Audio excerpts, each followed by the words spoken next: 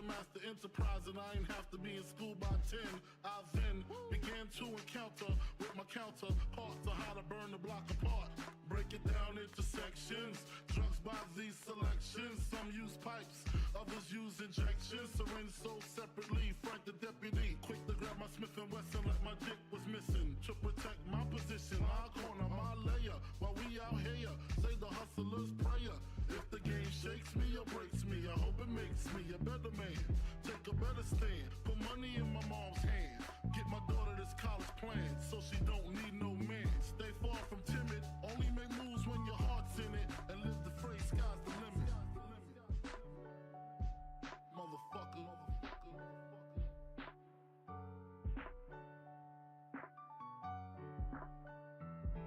88.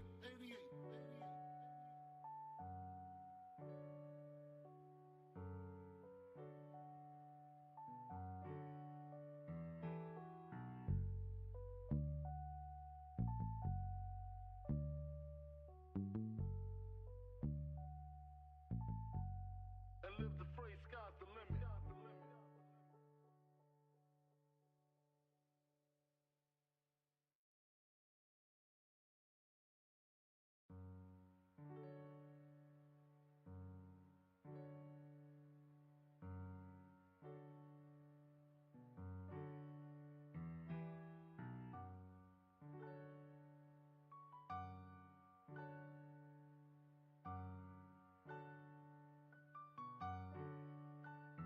Take a better stand, put money in my mom's hand.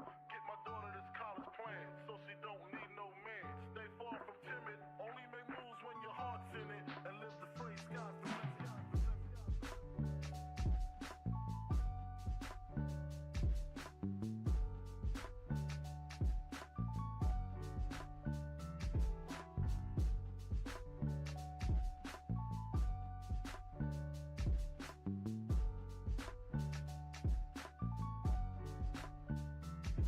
A nigga never been as broke as me. I like that. When I was young, I had 2 pair of leaves. Besides that, the pinstripes and the gray. The one I wore on Mondays and Wednesdays. While niggas flirt, I'm sewing tigers on my shirt and alligators. You wanna see the inside? I see you later. Here come the drama. Oh, that's that nigga with the fake. Wow, why you punch me in my face? Stay in your place, play your position. Here come my intuition. Go in this nigga pocket, rob him while his friends watch it, and hoes clock it. Here comes respect. His crew's your crew, or they might be next. Look at they man, big man, they never try, so we roll with them, stole with them. I mean loyalty. Niggas bought me milks at lunch. The milks with chocolate, the cookies, butter crunch, 80 lunch.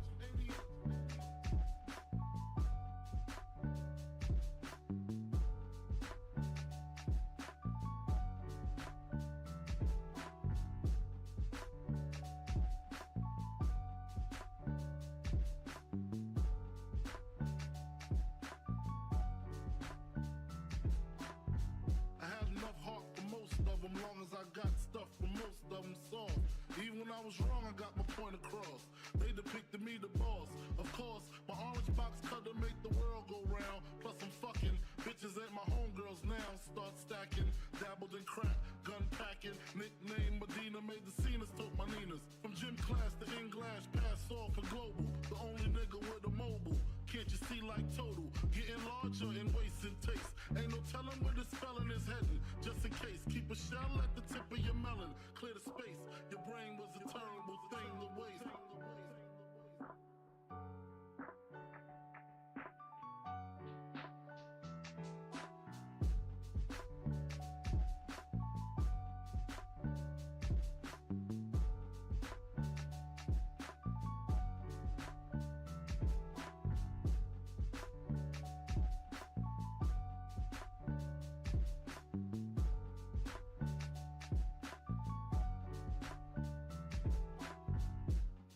Realizing to master enterprise, and I ain't have to be in school by 10. I then began to encounter with my counterparts on how to burn the block apart. Break it down into sections, drugs by these selections. Some use pipes, others use injections. Syringe sold separately, Frank the deputy quick to grab my Smith & Wesson like my dick was missing. To protect my position, my corner, my layer, while we out here, say the hustler's prayer. shakes me or breaks me, I hope it makes me a better man. Take a better stand, put money in my mom's hand. Get my daughter this college plan, so she don't need no man. Stay far from timid, only make moves when your heart's in it. And live the phrase, sky's the limit. Motherfucker.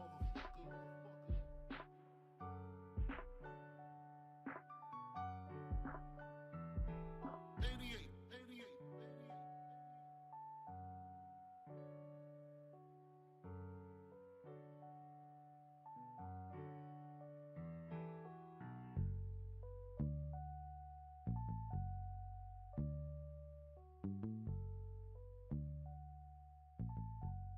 And live the phrase, sky's the limit.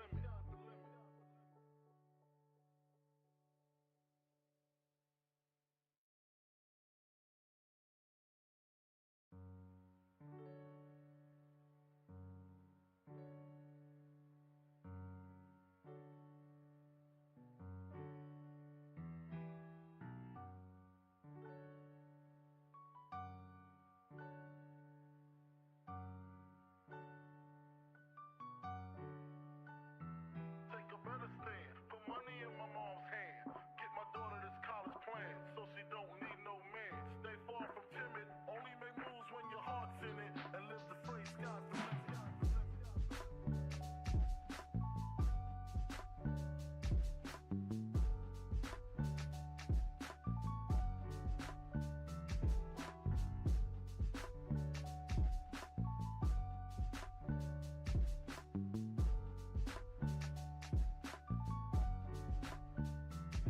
A nigga never been as broke as me. I like that. When I was young, I had 2 pair of leaves. Besides that, the pinstripes and the gray. The one I wore on Mondays and Wednesdays. While niggas flirt, I'm throwing tigers on my shirt and alligators. You wanna see the inside? Huh? I see you later. They come the drama. Oh, that's that nigga with the fake. Wow, why you punch me in my face? Stay in your place, play your position. Here come my intuition. Go in this nigga pocket, rob him while his friends watch it. And hoes clock it. Here comes respect. His crew's your crew, or they might be next. Look at they man, big man, they never try, so we roll with them. Stole with them, I mean loyalty. Niggas bought me milks at lunch. The milks with chocolate, the cookies, butter crunch, 80 ounce.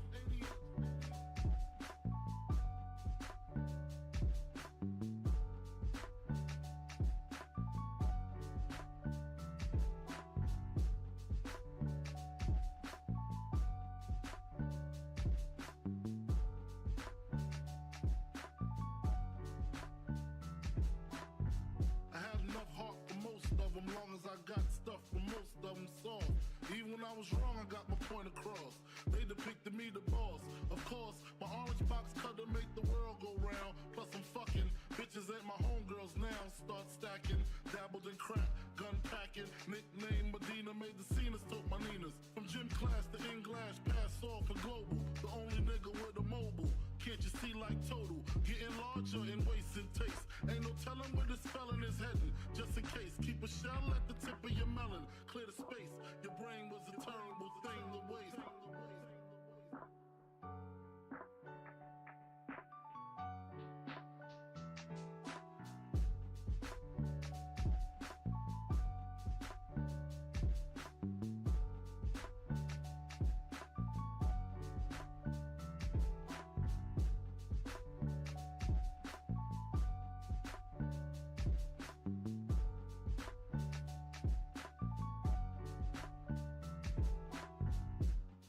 Realizing to master enterprise, and I ain't have to be in school by 10. I then began to encounter with my counterparts of how to burn the block apart. Break it down into sections.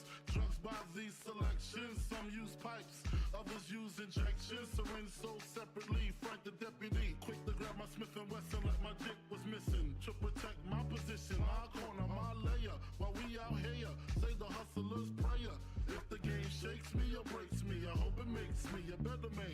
Take a better stand, put money in my mom's hand. Get my daughter this college plan, so she don't need no man. Stay far from timid, only make moves when your heart's in it. And live the phrase, sky's the limit. Motherfucker.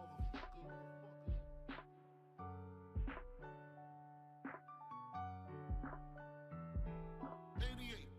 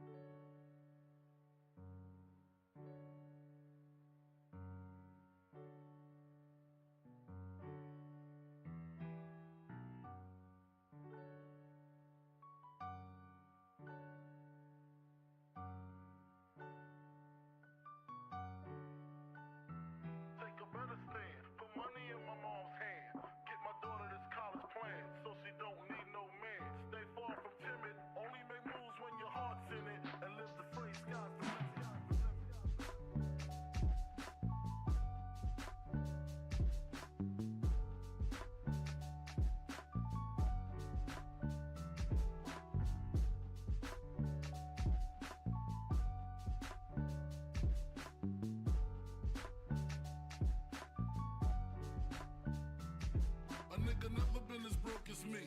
I like that. When I was young, I had 2 pair of leaves. Besides that, the pinstripes and the gray.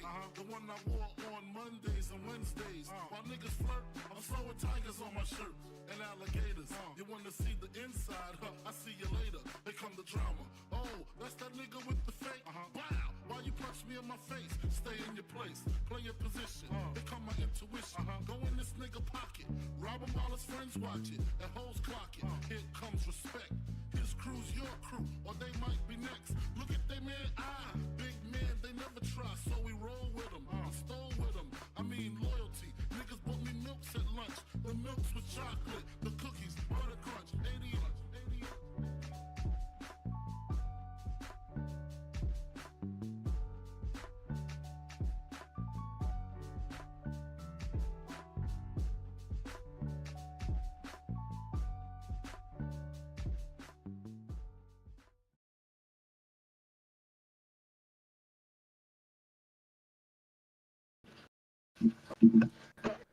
I forgot to turn the humidifier off, but it gave me some nice entrance smoke, I guess. Well, ladies and gentlemen, my sinuses have not gotten any better, but the show must go on. So, without any further ado,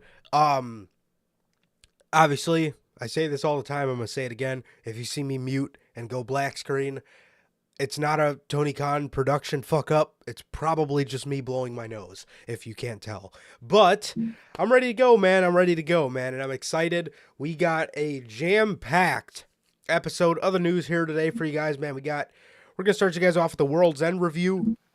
Then after that, we are going to go into the news, and boy, we have a lot of news, man. Kevin Dunn leaving WWE, Mercedes Moné and talks with WWE have fizzled out. Chris Jericho rumors and allegations against him.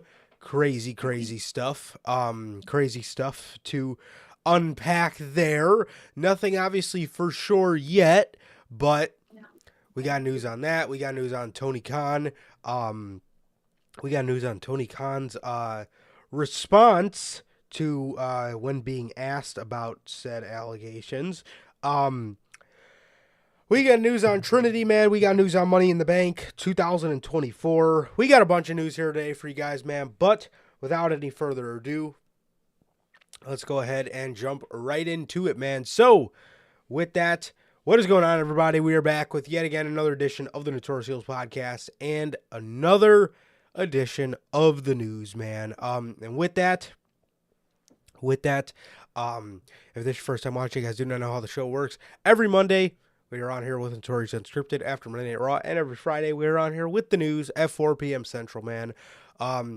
Also, man, if you guys did miss this past Wednesday's edition of the year-end awards, those are not available yet, but they will be through the weekend. I will definitely have both of these episodes up for you guys, man. So, yes, they're not available yet. I apologize for that, but they will be available soon. But if you guys did miss the year-end awards, those are available on the YouTube page for you guys, man. Truly one of our best shows out of the year, and one of my personal favorite shows to do out of the year, man. It was a great night, getting chatted up with you guys, talk some year-end awards, talk about who won what category and why we thought they won said category, man. And it was a great show. They always turn out great. I always love how they turn out. So always one of my favorite shows to produce, man. So yeah, man, I love it, man. And I hope you guys loved it too. But if you guys do want to find us on all platforms, that is Anchor, Spotify, Google Podcasts, Apple Podcasts. And if you want to see first, join us right here. Like I said, every Monday after Monday Night Raw and every Friday at 4 p.m. Central for the news, man. Also, if you guys have not got a chance to get your hands on some of the official Notorious podcast merchandise, you guys can now find this live on the merch shop. That is bonfire.com. Link is at the top of the description of this very video and in either mine or Sir K's social media pages, man. You have the Chicago flag design. You got the Uncrowned Kings of the IWC, the Biggie-inspired design. You got the base logo design, the Riddler-inspired IWC's Best Kept Secret design. The Notorious World Order design, that comes in 3 versions. The Chicago flag version, like you see on your screen, the classic black and white, and the Wolfpack red. You got the Grand Slam design, the scratch logo, and the only community that matters. All 8 of these beautiful designs and more are available for you guys live on the merch shop. Again, that is bonfire.com. Link is at the top of the description of this very video, man. Also, if this is your first time watching, you guys do not know who we are here at the Notorious Heels Podcast. I am Johnny Mayhem, one half of the host of this very show. And as for the other half of the show, we got my man Sir K here. How the hell are you, man? Going good, man. Going good. The half part might be pushing it to some people, man. But I think so. overall, I'm doing good, man. Just been chilling out, man. Had a pretty good day. Just chilling out. Waiting for the upcoming Royal Rumble and everything that entails, man. So I'm excited for that. But other than that, man, I've been pretty good, man. I'm pretty good. Just been chilling out and been pretty normal lately, man. But like Durante always asks, man, how's life? How's family? Life's good, man. How is everybody doing in the live chat and in the replay? And what about you, man? How are you doing today? Yeah. Other than my nose being absolutely having god tier levels of nasal congestion, I'm doing all right, bro. I'm doing all right. But I'm for real though. You know, first couple days, dude, horrible throat congestion, throat ache, dude. You're a motherfucker. Horrible throat ache, horrible throat congestion, and yesterday it was a lot of chest pains, and today, dude, the nose just will not stop fucking it won't stop, bro. So, but other than that, I don't feel sick at all. Usually when I get sick, I lose smell and taste, and you know, usually I can't really taste what I'm eating. It's been like that my whole entire life. Just every time I got sick, I usually kind of lose that, but I still have all that. So yeah, but other than that, I'm fine, dude. I'm fine. Getting into the new year, getting into Royal Rumble season. Getting into Royal Rumble season, bro. So there's that. That's exciting as always. Love the Royal Rumble. When I think about this time last year, dude, it was such a special time, bro. Getting to see, you know, Roman Reigns and Sami Zayn kind of, you know, show us a lot of their chemistry, and Sami Zayn, like, we were getting down to the nitty gritty with Sami Zayn and the Bloodline around this time last year. And it was amazing, man. It was amazing. There's three very important birthday shout outs for today.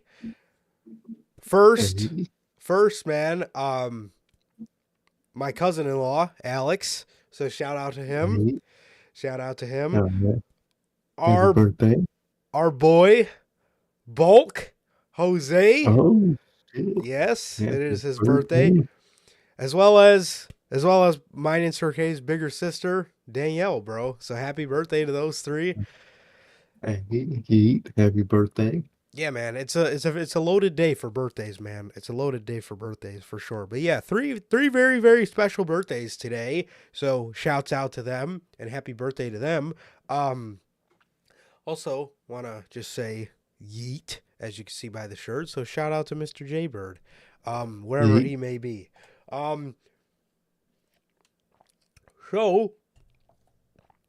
So World's End. Oh, I didn't even get to.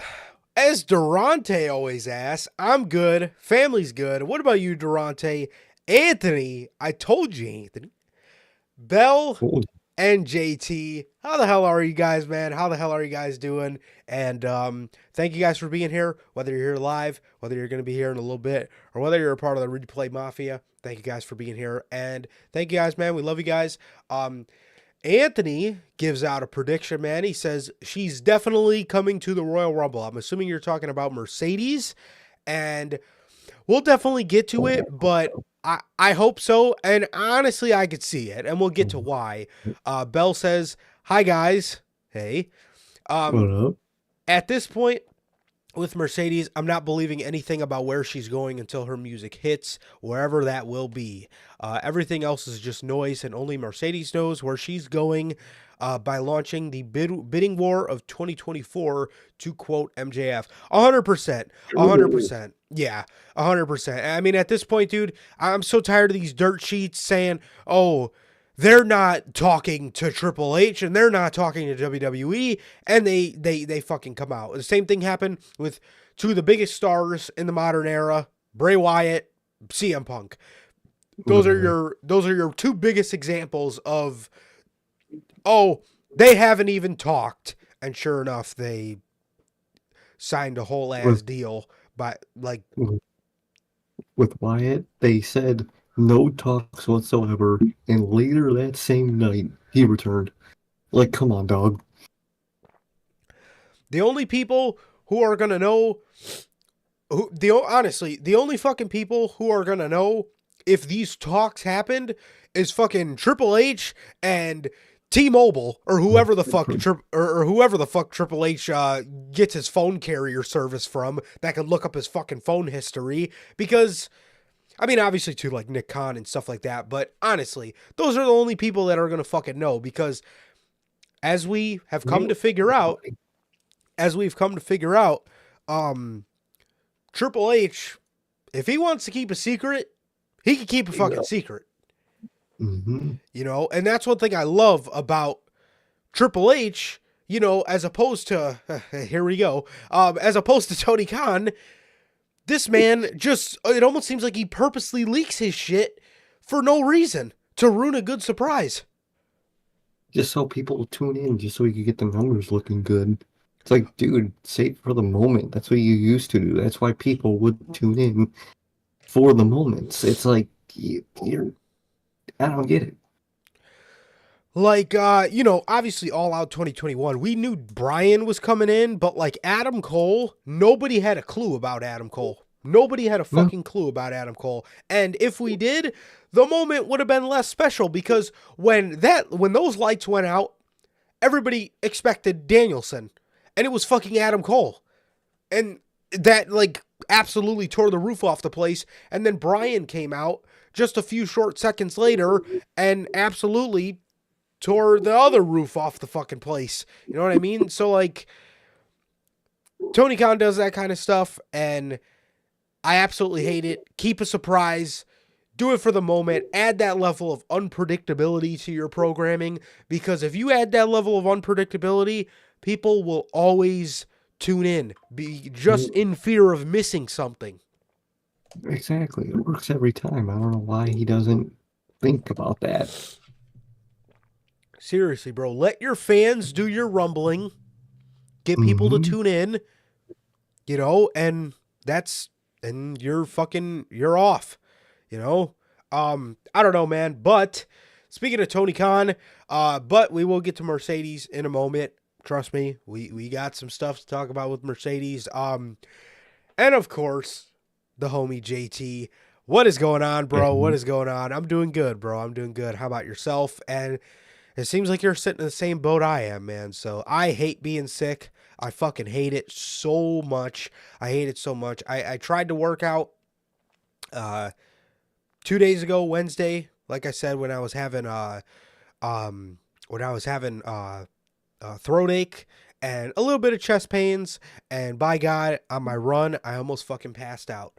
So I knew at that point, yeah, I probably got to take the rest of the week off. So it sucks, and I hate it because I can't work out, but it is what it is. You know, got to focus on yourself. You got to focus on getting better. So it sucks, but it is what it is, unfortunately. But yeah, good old Tony Khan with his lights off, lights on. Gotta love it. So let's talk about World's End. World's End. So to start, just to start you guys off with some of the kickoff matches. Start you guys off with some of the kickoff matches, man. We have these got added. Willow Nightingale defeated Chris Statlander. This, I didn't watch this one. I usually try to avoid the kickoff shows because they're lame. But I heard that her and Willow and Chris Statlander had a match against each other, and then they're teaming with each other again on Rampage. So good old booking control. AEW. Yeah. Love it. So yeah, I don't know what the fuck they got going on, man. I don't know what the hell they got going on. But that match lasted 13 minutes and 25 seconds. And then Kill Switch won the 20-man battle royal for a future AEW TNT championship shot by last eliminating Trent Beretta.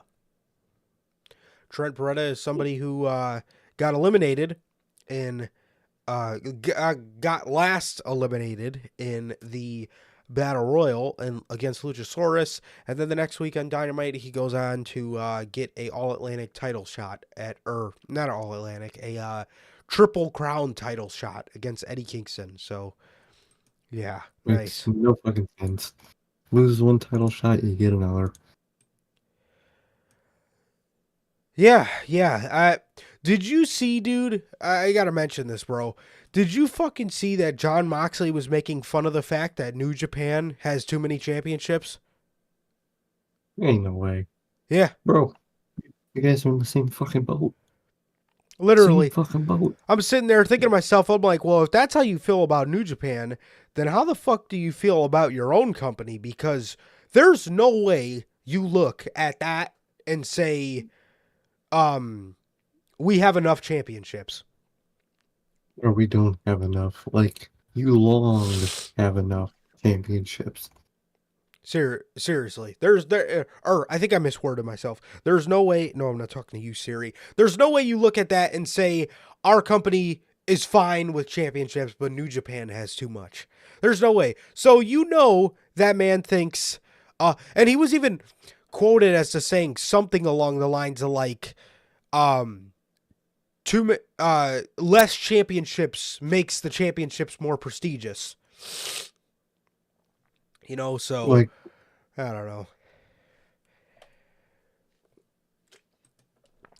So, yes, Luchasaurus or Kill Switch won the 20-man battle royal to earn himself a AEW championship, AEW TNT championship match, and that lasted 13 minutes and 50 seconds. And for the next match on the kickoff, the last match on the kickoff, Hook defeated Wheeler Yuta by way of submission. This was an championship. Hook wins. Okay. Yeah, that's it. Hook wins. that was a match. Yeah. Just a random match for useless title. Yeah, no kidding, bro. Continues to do absolutely nothing in AEW, whatsoever. So No, completely wasted. seriously. So that was it for the kickoff show. And as for the main card, the first match on the card was the All-Star 8-man tag team match. Claudio Castagnoli, Bryan Danielson, Mark Briscoe, and Daniel Garcia versus Brody King, Jay White, Jay Lethal, and Roosh. You're all loser. 8-man. Yeah, fucking might as well be, dude. Bro, this was it was a fun match, but you know, like, you're gonna hear me say this a lot with this AEW World's End card. It was a decent show. These pay-per-views just don't feel special, dude. Like AEW pay-per-views used to feel special, you know? They just feel like a whole ass event. Now they're just happening. They just have one. Exactly. They just have one just to put on a pay-per-view card. Even though it's half-assed shit like this. So the babyface team won here. Jay Lethal went to go for the lethal injection, and then he was eventually countered into a roll-up by Daniel Garcia, which would then have see Daniel Garcia rolling up Jay Lethal to secure the victory for the babyface team, as Daniel Garcia and Mark Briscoe would then hit the dance, and Brian would, I guess,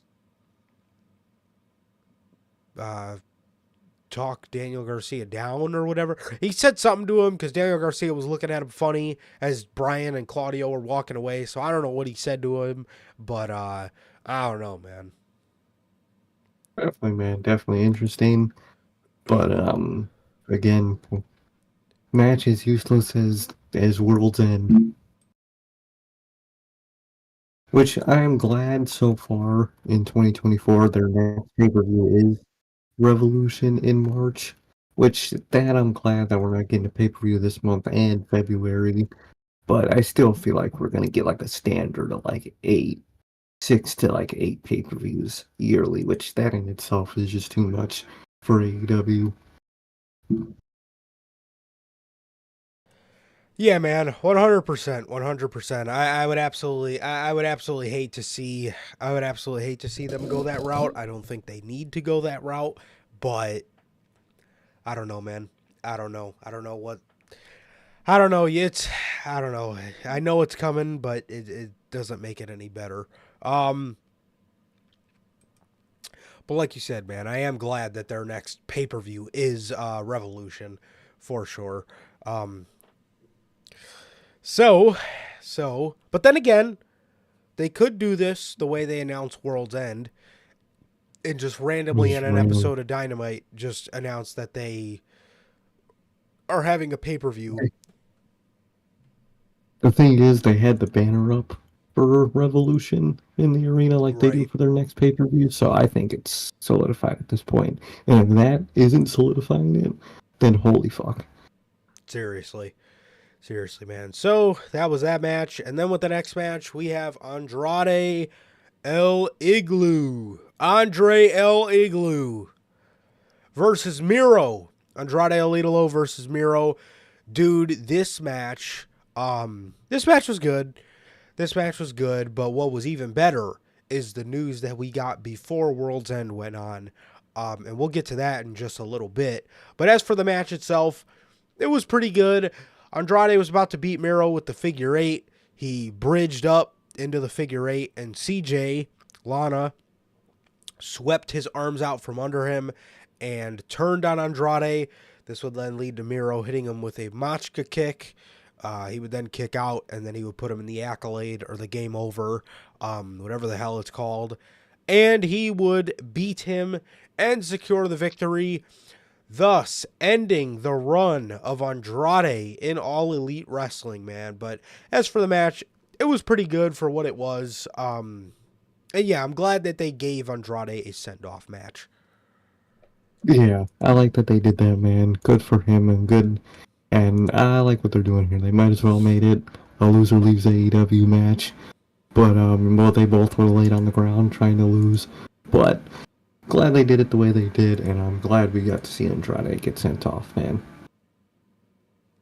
Definitely, bro. Definitely, man. And with the next match, for the AEW Women's World Championship, Timeless Toni Storm versus Riho. I could not give any less of a fuck about...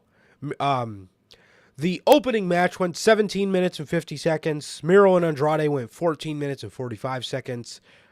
Yeah, forgot to mention that. I could not give any less of a fuck about this match. I really don't care for Riho. I really don't at all. As for Toni, this kind of just seemed like a nothing title defense for her. So, yeah, that was that. But I mean, as for the match, I mean, it was okay. Just nothing that I cared about. No, exactly. It was a Riho pay-per-view match. Those kind of just, or they at least got to happen at least once a year, and I dread it every time. Definitely, bro. So, yes, Toni Storm picks up the victory with a pile driver, or I think it's called the Storm Zero. So yeah, Tony Storm secures the victory and wins or retains the her women's championship. That was that. That lasted 11 minutes and 40 seconds. As the next match, Swerve Strickland versus Keith Lee. Well, That didn't happen. now, here is where I give props to Tony fucking Khan. Here's where I give props to Tony Khan. Keith Lee showed up to the arena, let everybody know he got hurt at Final Battle, and he was working through some pretty, I don't know if they're serious, but he was working through some injuries. And he let everybody know that he was going to try to power through tonight. They didn't let him wrestle. They did not clear him to wrestle. First of all, nobody needed to fucking see this 7 months after, it should have happened. Nobody needed to see it then, let alone now. And props to Tony Khan for not letting him go out there hurt and perform. Yeah, props to Tony Khan. I gotta give credit to where credit is due. But what do we get instead of this? We got Swerve Strickland versus Dustin Rhodes. I can find any better replacement than Dustin Rhodes. Yes, and their reason being, it's because Dustin is the partner of Keith Lee in their naturally limitless tag team. Fucking hell, why is that a tag team? How is that ever a tag team? I don't know. I don't know. Like, what? Like, why? Yeah. So,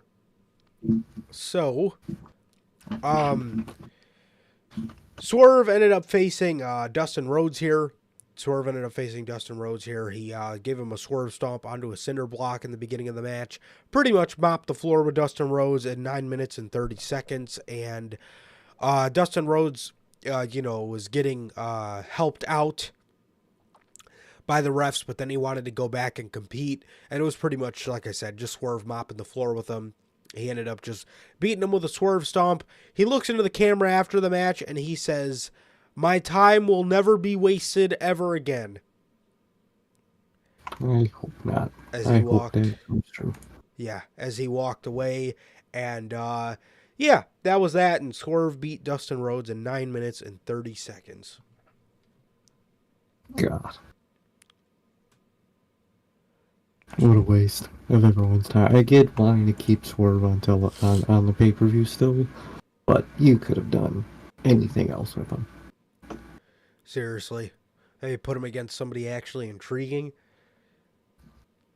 Yeah, so that was that. And the next match was the other 8-man tag. Chris Jericho, Sammy Guevara, Sting, and Darby Allin versus Ricky Starks, Big Bill, Powerhouse Hobbs, and Konosuke Takeshita. The crowd is absolutely dead for this match. And when I mean dead, I mean they were more focused on chanting at Chris Jericho than they were on the match. Sucks for everybody else involved, but especially being that... Exactly. Especially being the news that came out earlier that day. And Sting... this is Sting's last time wrestling in Long Island. I'm not sure if they'll be back to New York, but it's his last time wrestling in Long Island. And unfortunately, it had to be overshadowed because of some pretty crazy stuff, some pretty crazy rumors and allegations. So, as for the match, it wasn't anything special.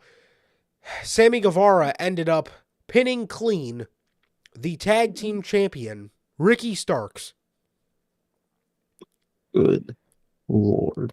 Where are they going with this man? You know where he's going. WWE. Yeah, I know exactly where he's going. So yeah, man.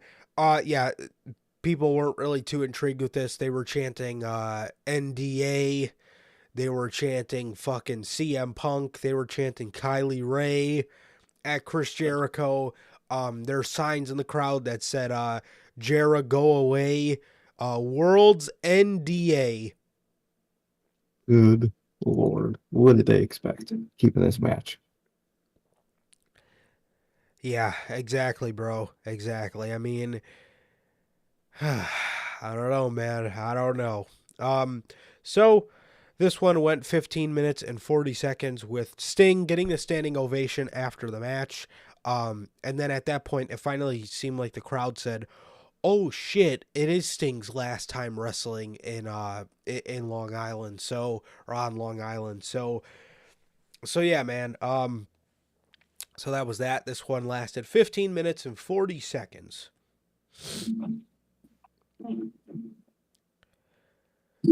So the next match was for the TBS Championship, Julia Hart versus Abaddon, with Abaddon's stipulation being that biting was legal. What? Isn't that illegal anyway? I guess not. I don't like. I don't understand. I don't understand the Abaddon appeal. I don't think there is any, but Definitely, man. This match wasn't really anything special at all. It was Abaddon cracking her neck and running around, and Julia Hart won by assistance of Sky Blue.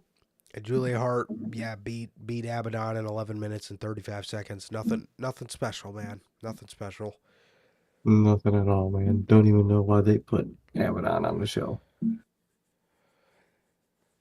Yeah. The next match was for the TNT Championship. Christian Cage versus Rated R Adam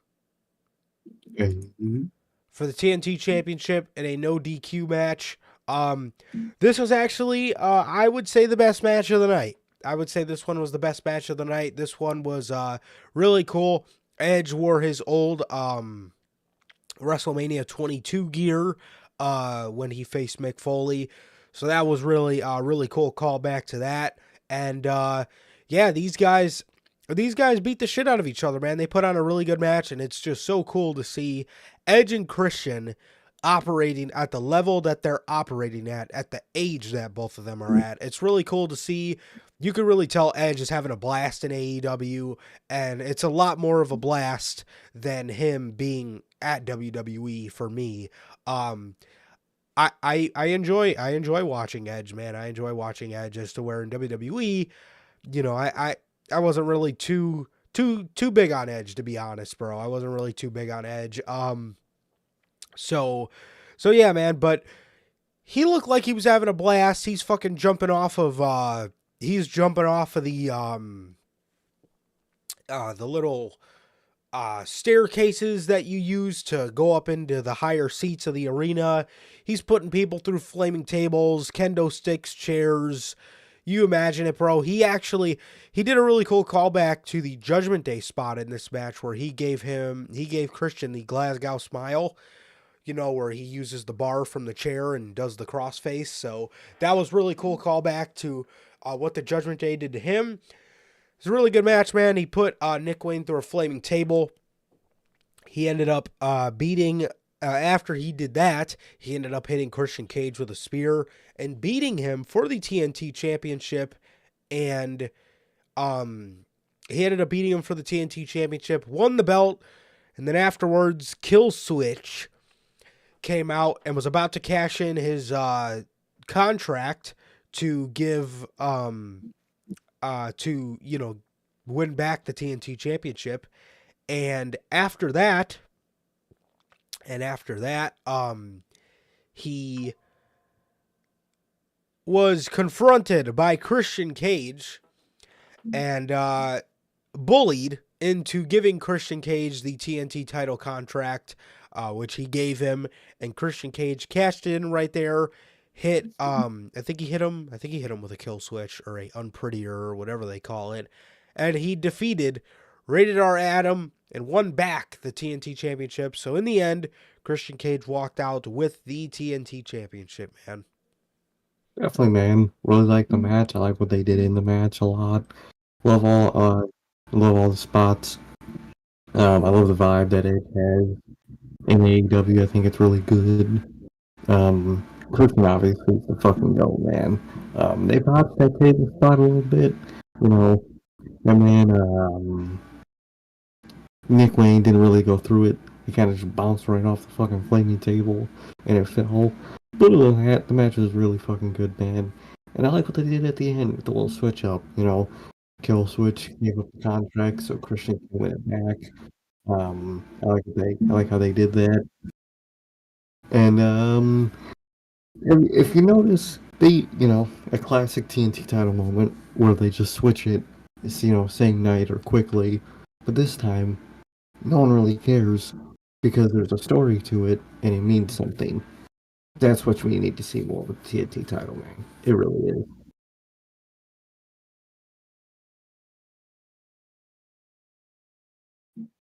That's right.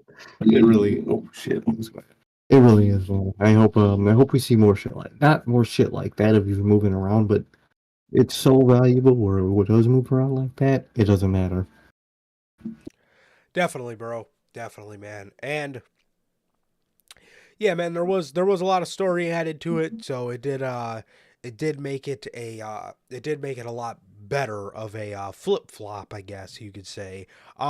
So with the next match, the finals of the Continental Classic, Eddie Kingston versus Jon Moxley to become the modern day Triple Crown champion. Yay. I don't know why they did any of this at this point. Good for Kingston. I'm happy for Kingston. But I think like almost all this was kind of pointless overall. Definitely, bro. Definitely, man. This finals did not really it didn't feel like the Continental Classic final. You know, I feel like you should have put the stars from each bracket. And yes, Jon Moxley did have the most victories, obviously, and he ended up winning the Gold League. But, like, I'm sorry, man, but Swerve was the star of his bracket, of his group. So I feel like Swerve should have been in these finals. And I don't mind Eddie Kingston. I wouldn't have minded Danielson or Andrade either. But, you know, this one was more not really, I don't want to say pro wrestling based, but this one was more of a brawl. This one was more of a brawl than more of the type of stuff we've been seeing in the Continental Classic.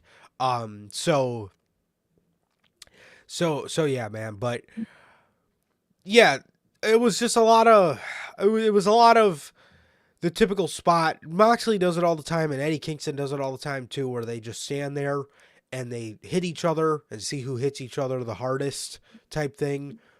You see it a lot in New Japan. They did that. They did that a hell of a lot in this match. They were getting into a slap fight. They were slap boxing, and Eddie Kingston just hit him with the spinning back fist out of nowhere, or the spinning backhand out of nowhere, and he fucking beat him. He beat Jon Moxley. Very cool moment for Eddie Kingston. I like that, you know, Eddie won. I would have preferred Swerve, but I like, you know, that Eddie won. I don't think it was a bad call. I think it's a lot better than having Moxley take it. But I think so. yeah, I think it's a lot better than having Moxley take it. But afterwards, Eddie took a bow to Moxley, and Moxley gave him a hug and walked away. So that was that, as Eddie Kingston becomes the modern day Triple Crown champion. Yeah, man. So that's, I don't know what that means. I still have no idea. And as for the title design, not really a fan, dude. It literally looks like something you could create off fucking 2K. Literally, man. Like they still haven't explained what this title is and how it's going to function. None of that. It's just a title that exists now somewhere, and it does something. Definitely, Like, bro. two titles permanently linked to it, or how does this work? Right. Does he defend all three of them at once? Does he, like, Defend them what? individually? Can they be defended individually? Or is it one title that's just three physical titles? I don't understand. Yeah, I don't get it at all either. But yeah, man. So Eddie Kingston takes the final for the Continental Classic, man. So that match lasted 17 minutes and 20 seconds, man. And with the next match, the main event, MJF versus Samoa Joe. MJF versus Samoa Joe. This match was a little eerie to watch for myself. Just off the fact of knowing that MJF was on painkillers.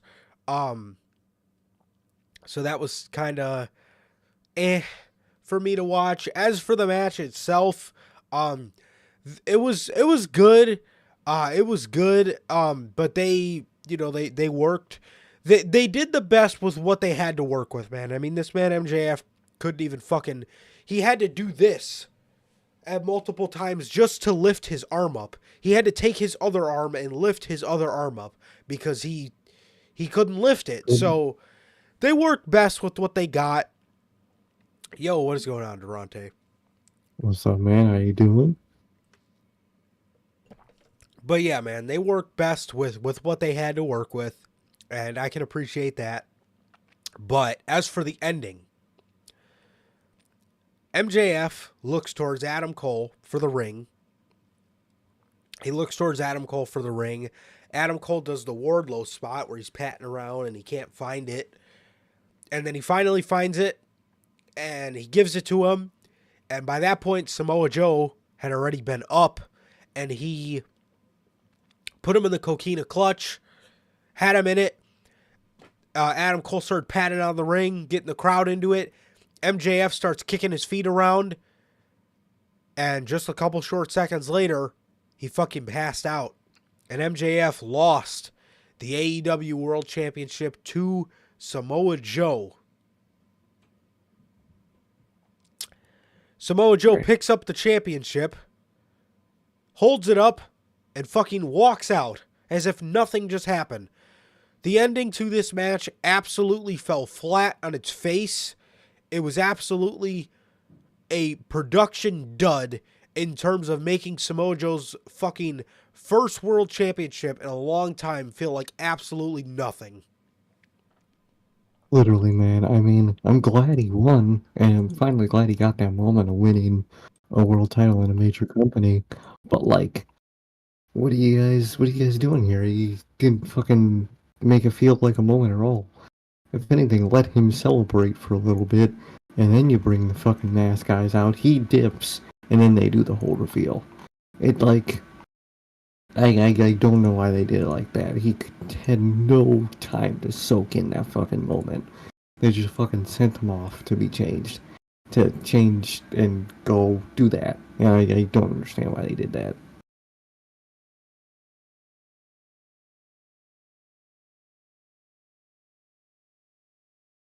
It's really, really mind-boggling that that they did it like that, man.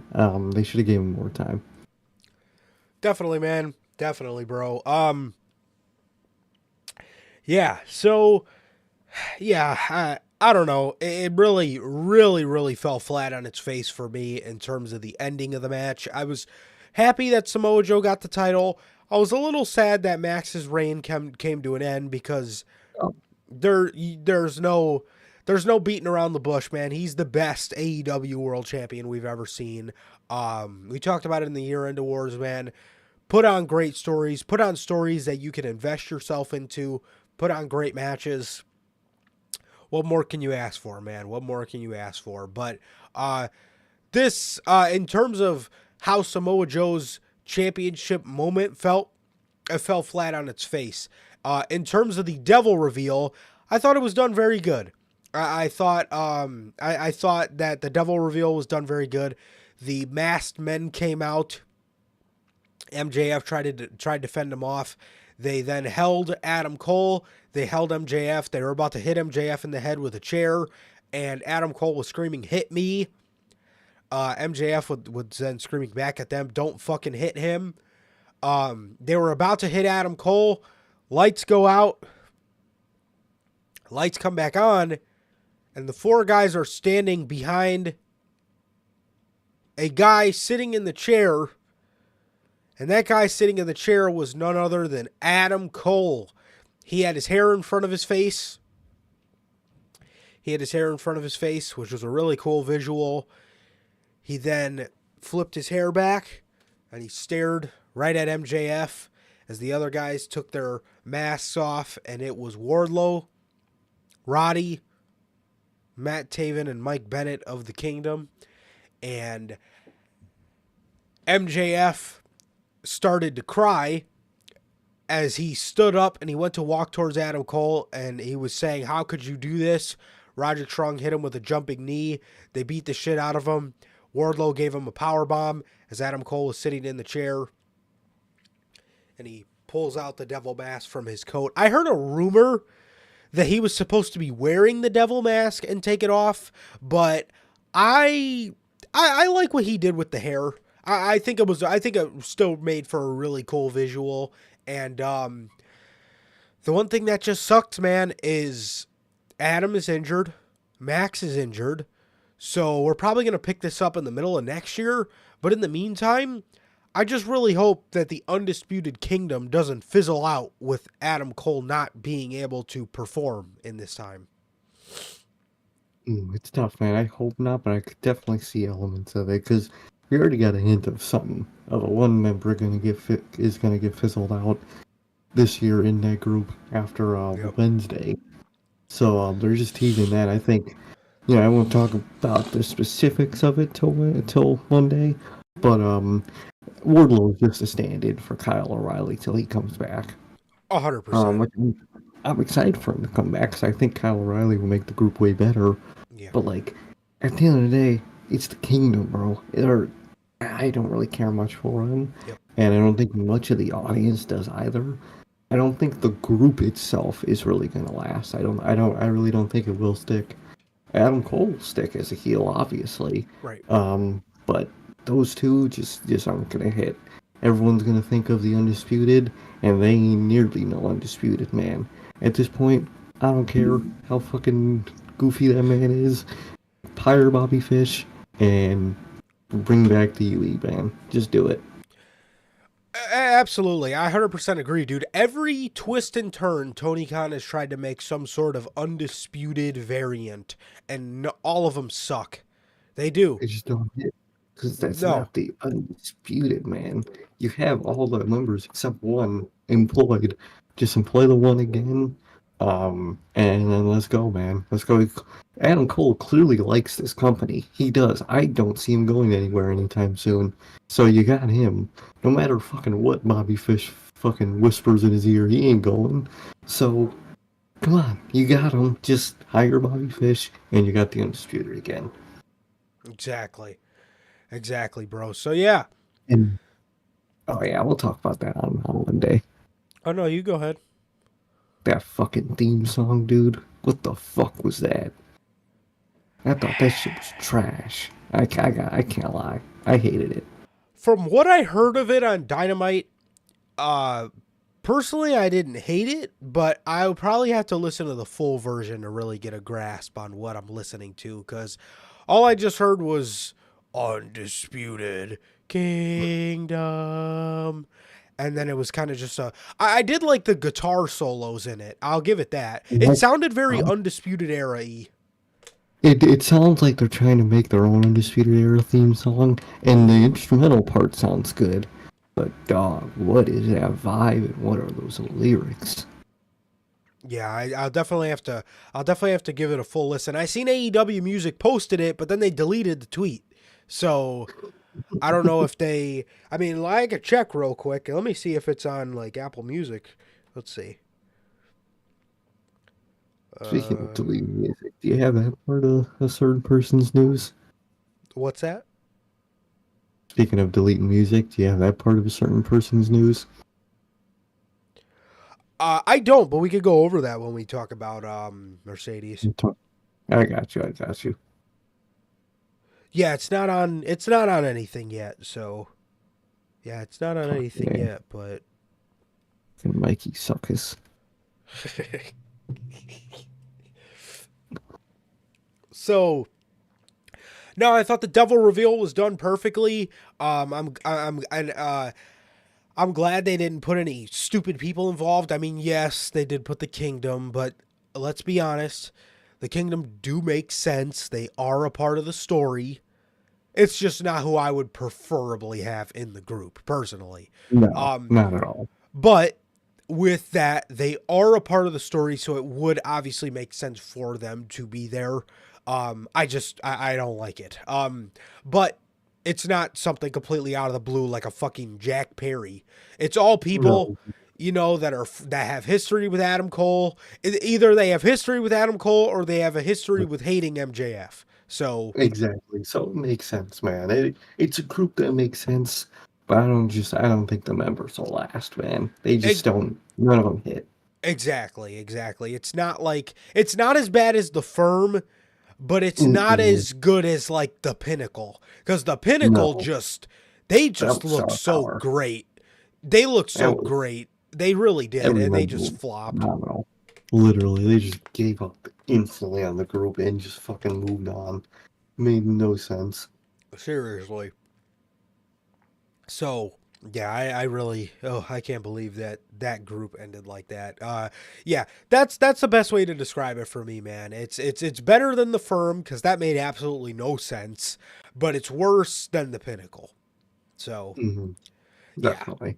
yeah, that oh god, talk about the star power that so what that group could have if they had the production if they had the production and the fucking uh what's the word I'm looking for? If they had the stock put into them and the production of a company like WWE behind them, they will probably be one of the best factions of all time, the No, Pinnacle. exactly. They really would have done. So that was World's End. That was World's End. I love the devil reveal. I hated the fucking Samoa Joe title celebration because it felt like absolutely the fucking least important thing on planet Earth. But as far as the show, the show kind of just happened. And I Happened. can't believe I'm saying that to describe an AEW pay-per-view. That's what those fucking AEW B shows are. Quite literally a B show where you don't even care about it. Yeah. So yeah, man. So that was your World's End card. That was your World's End card and review, man. So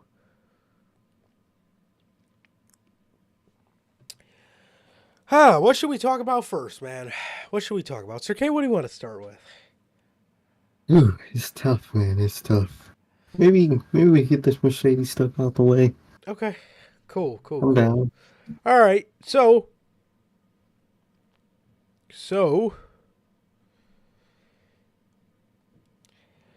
Mercedes Moné.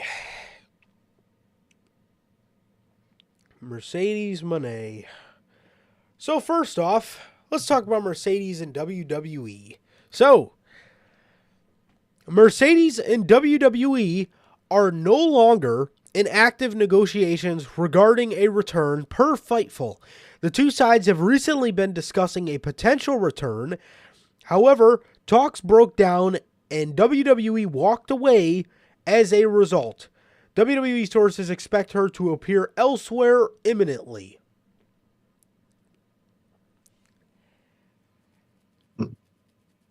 How you feeling about this? I don't really believe it, man. I really don't. I think the talks are still happening. I think they might have been finalized. They very well could have been. And they are using all this as a distraction. But even if they're not, she's still talking to them. I mean, why would you not talk to both companies? And they're trying to say the reason of, they're lowballing the hell out of them. But, no, they're not. It's Mercedes. Even if they're not giving her above Charlotte Flair money, they're still offering her a lot of money. You know what I mean? Which I think Triple H would offer her more than Charlotte Flair if that's what she's asking, because she's a star. She's the hottest free agent they got right now. That it is. We joked about 2024 being the bidding war for MJF. It's just the bidding war for Mercedes. I mean, every company wants her, and whoever company gets her is going to look 10 times better, man. So I don't believe the talks have stopped with her in WWE at all. And if they stopped, it's because she already signed the contract, and there's no need to talk. 100%. 100%, bro. 100%. Yeah. So with Mercedes, you know, I think. Oh, welcome back, Bell. I never knew you left, but welcome back. Welcome back. With Mercedes, I gotta side. You know, I gotta side with you and with Bell on this one, bro. I mean, we talked about it a little bit in the intro, but like, dude, Mercedes is not. You know, Mercedes. WWE knows, especially Triple H knows what she is worth. And again, if they're not offering her Charlotte Flair money, they are still offering her good money. And even if that's not her asking price, WWE's still going to offer her good money. And hell, Triple H is the kind of guy, man. If he really knows that'll be the only way to get her back, he will bite the bullet for it, and he will do it. He will do it because he knows that she is money. No pun intended, bro. But like, these dirt sheets constantly do this, like we talked about in the intro with Bray and with Punk. These guys, you know, they're not talking. They're not talking to WWE. There's been no talks, and then they show up. Again, if Triple H wants to keep a secret, he's going to keep a secret. Why would Mercedes post on her Instagram with it behind a poster of Triple H if she was if talks fizzled out and if WWE walked away on her? Why would she post something like that? Why would she post that type of shit? There's obviously something going on. She's either posting that in the middle of talking to them to tease that she's talking to them, or she's posing with that picture to show without saying it where she is. And it's obvious, dog. Come on. Yeah, I don't think that talks fizzled out. I think maybe they take breaks from talking because there's no nobody's coming to a resolution, so both sides need to walk away and think about it for a little bit. But in terms of talks dying out, I don't believe it. I don't believe it at all. I think they're still talking. I think they're still continuing to talk. It's almost like with Drew, like what happened with Drew McIntyre, where Triple H was talking about it on the Money in the Bank press conference. Drew's upset. Drew's this. Drew's that. Fucking Triple H was on the media scrum talking about he called Drew and they were laughing about the reports. Like, Triple H and Drew haven't spoke at all during his absence. Triple H was like, I'm on the phone with him every fucking week. What the fuck are you talking about? You know, like you don't know. Like, they don't know shit. But I don't know, man. They really don't. These dirt sheets, they have some of the worst sources in history of fucking journalism, and they don't know what they're talking about. And their excuse every time is, I just report what I hear. You should know what you're reporting. If you hear it and you think it's dumb, don't fucking report it. And if you're going to report it, mention that you don't know how true this is, but it is coming from a source. They just list everything as fact from every single source, and it fucks them over, because no matter what, they're going to look like idiots, because that's not how you do journalism at all. Exactly, man. Yeah, man. Yeah, absolutely. So, in terms of her and WWE not talking, I don't believe it for a second. I really don't. No, I really fucking don't. I think they still are, and if, like I said, if they aren't, it's because that deal was signed, man. Exactly. Oh, and another thing. Her New Japan theme song has been taken off Yep, of platforms. Would everywhere. her would her New Japan theme song have to be taken off platforms if she was going to AEW? No, exactly. If she were to sign with AEW, they would just put instead of the image that shows up of whatever it is for Japan, it just shows up the AEW render of her and the little image they make for it. That's all. I doubt she would make a whole new theme for AEW, and if she did, that old one would still be up there, just surviving. You know what I mean? It's only WWE that ever takes old theme songs down because they don't like to pay royalties, even though they're the biggest financial company in wrestling, but I digress. But like things can change. They can change, but overall, that's where I think she's going. I think if I were to guess and I were to hope, I would like WWE, man. Of course, AEW is also possible.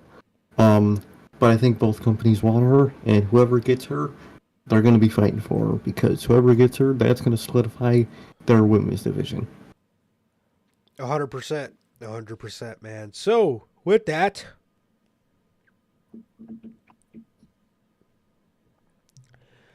Mercedes Moné is expected to sign with All Elite Wrestling.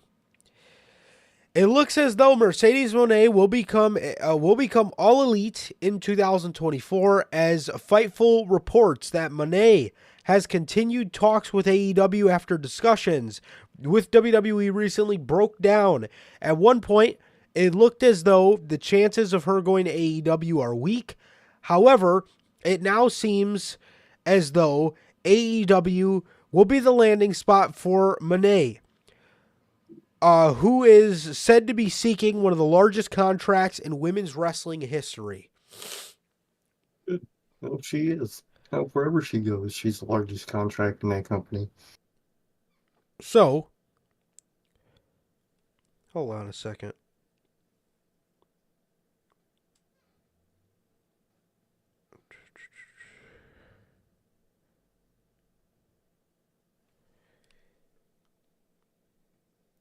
Let me see.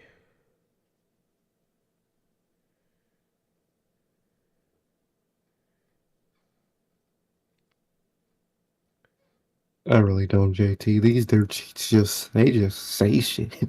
They just someone and some. I would love to know who these people's sources are because it's probably the most random ass people backstage that have no clue what's going on. So, let me see. Let me see. Let me see.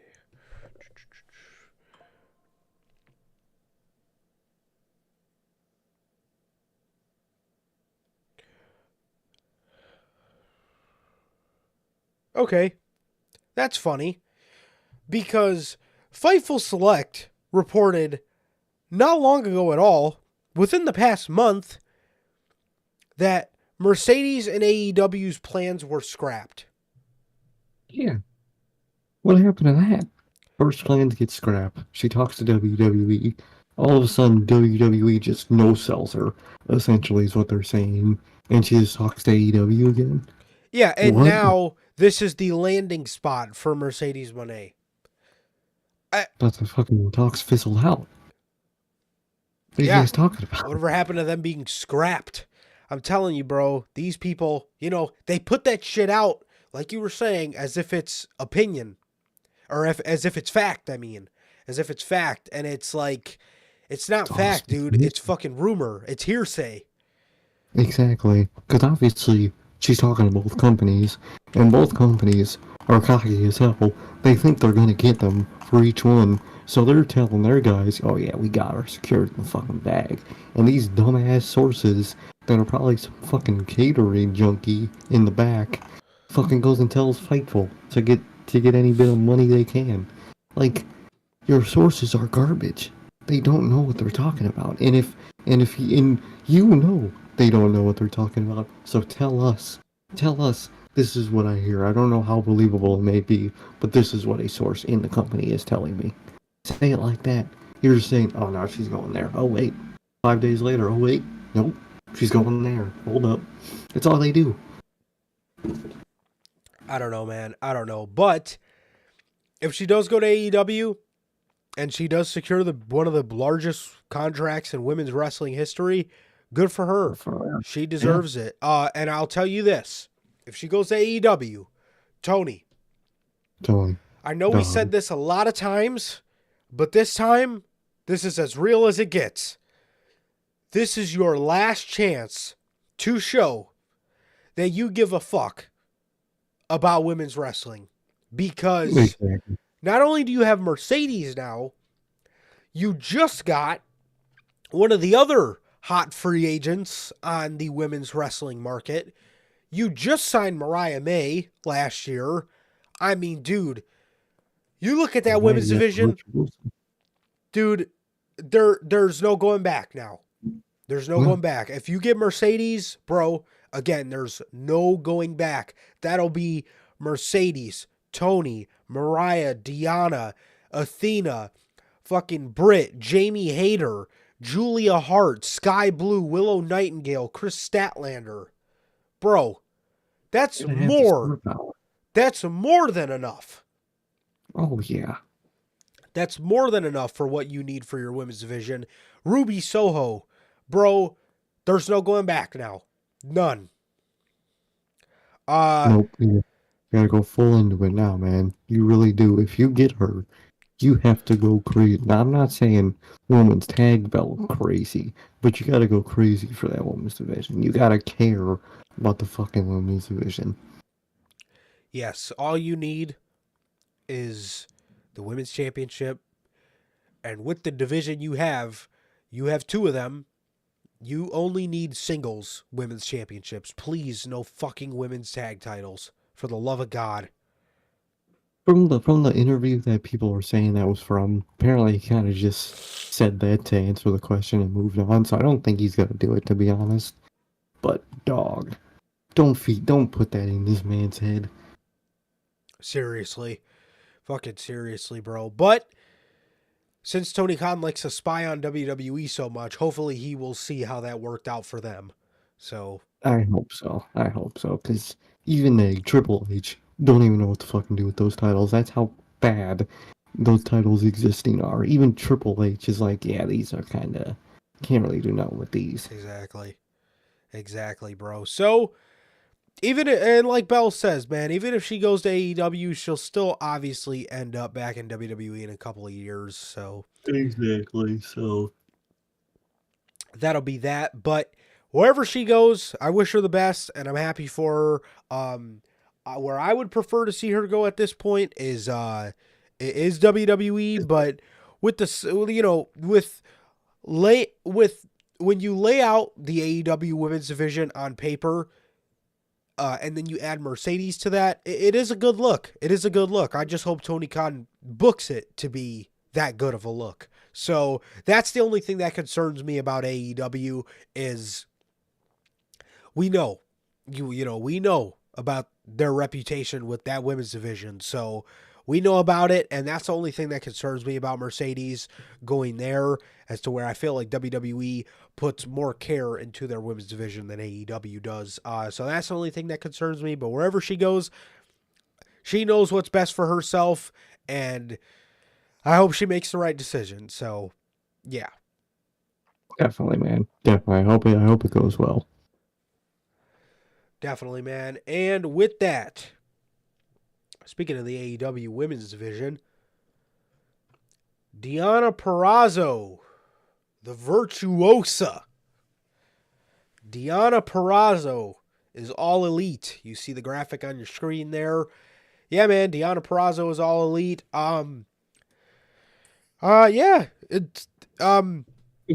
Yeah, very good for her. She looked good on Wednesday. She did sound a little nervous on the mic. She sounded a little nervous, but dude, she's one of the best out there. She proved it in TNA. She proved it over there, being almost the female Kenny Omega, the female belt collector. She had a great run over there, and I really just hope that her stuff is followed up on here in AEW, man. So I'm happy for her, and again, I just really hope she does not get lost in the shuffle. I really hope not, man. Especially, we'll talk about it on Monday, the way they're starting her off. But she's a great talent, man. Well, starting a little nervous on the mic, but that's okay. I think the massive crowd of empty fans might help ease that fear a little bit when she's just staring into empty seats at the hard cam. There you So go. that might help it. But overall, she's a great talent. I hope Tony Khan actually does well by her. Definitely, man, definitely. And speaking of women's wrestling, current Impact Knockouts champion Trinity, formerly known as Naomi, will soon be a free agent. And according to Fightful, she is expected to return back to WWE barring unforeseen circumstances. Trinity is set to defend the Knockouts Championship against Jordan Grace at January 13th's Impact Hard to Kill. Isn't it TNA Hard to Kill on January 13th? Yeah. Okay. Yeah, man. I mean, obviously, I yeah, this comes as no surprise. Her husband's there, uh, and hopefully now, being that what she's done in Impact, WWE will give her more of a limelight in the world of their women's division, man. So hopefully they treat her how they should the second time around, and if things with WWE don't go well and Mercedes goes to AEW, I think it would be very cool to see her end up there as well, especially if they're having a renaissance in their women's division. But again, like we say all the time, it's only going to be a renaissance if AEW wants it to be a renaissance. It's not. It's only going to be as good as AEW wants it to be. So that's always going to be like that.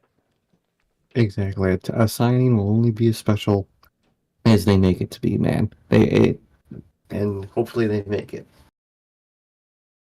Definitely, man. Definitely. But I'm excited to see where she goes, man.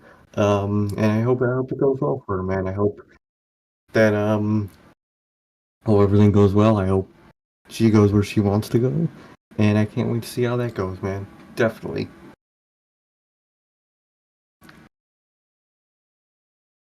Yeah, man. It's interesting to see how this is gonna go, man. But I hope it all goes well for her and who she picks to, where she picks to go to, man. And I think it'll go well. Definitely, man. Definitely, bro. Definitely. So yeah, man.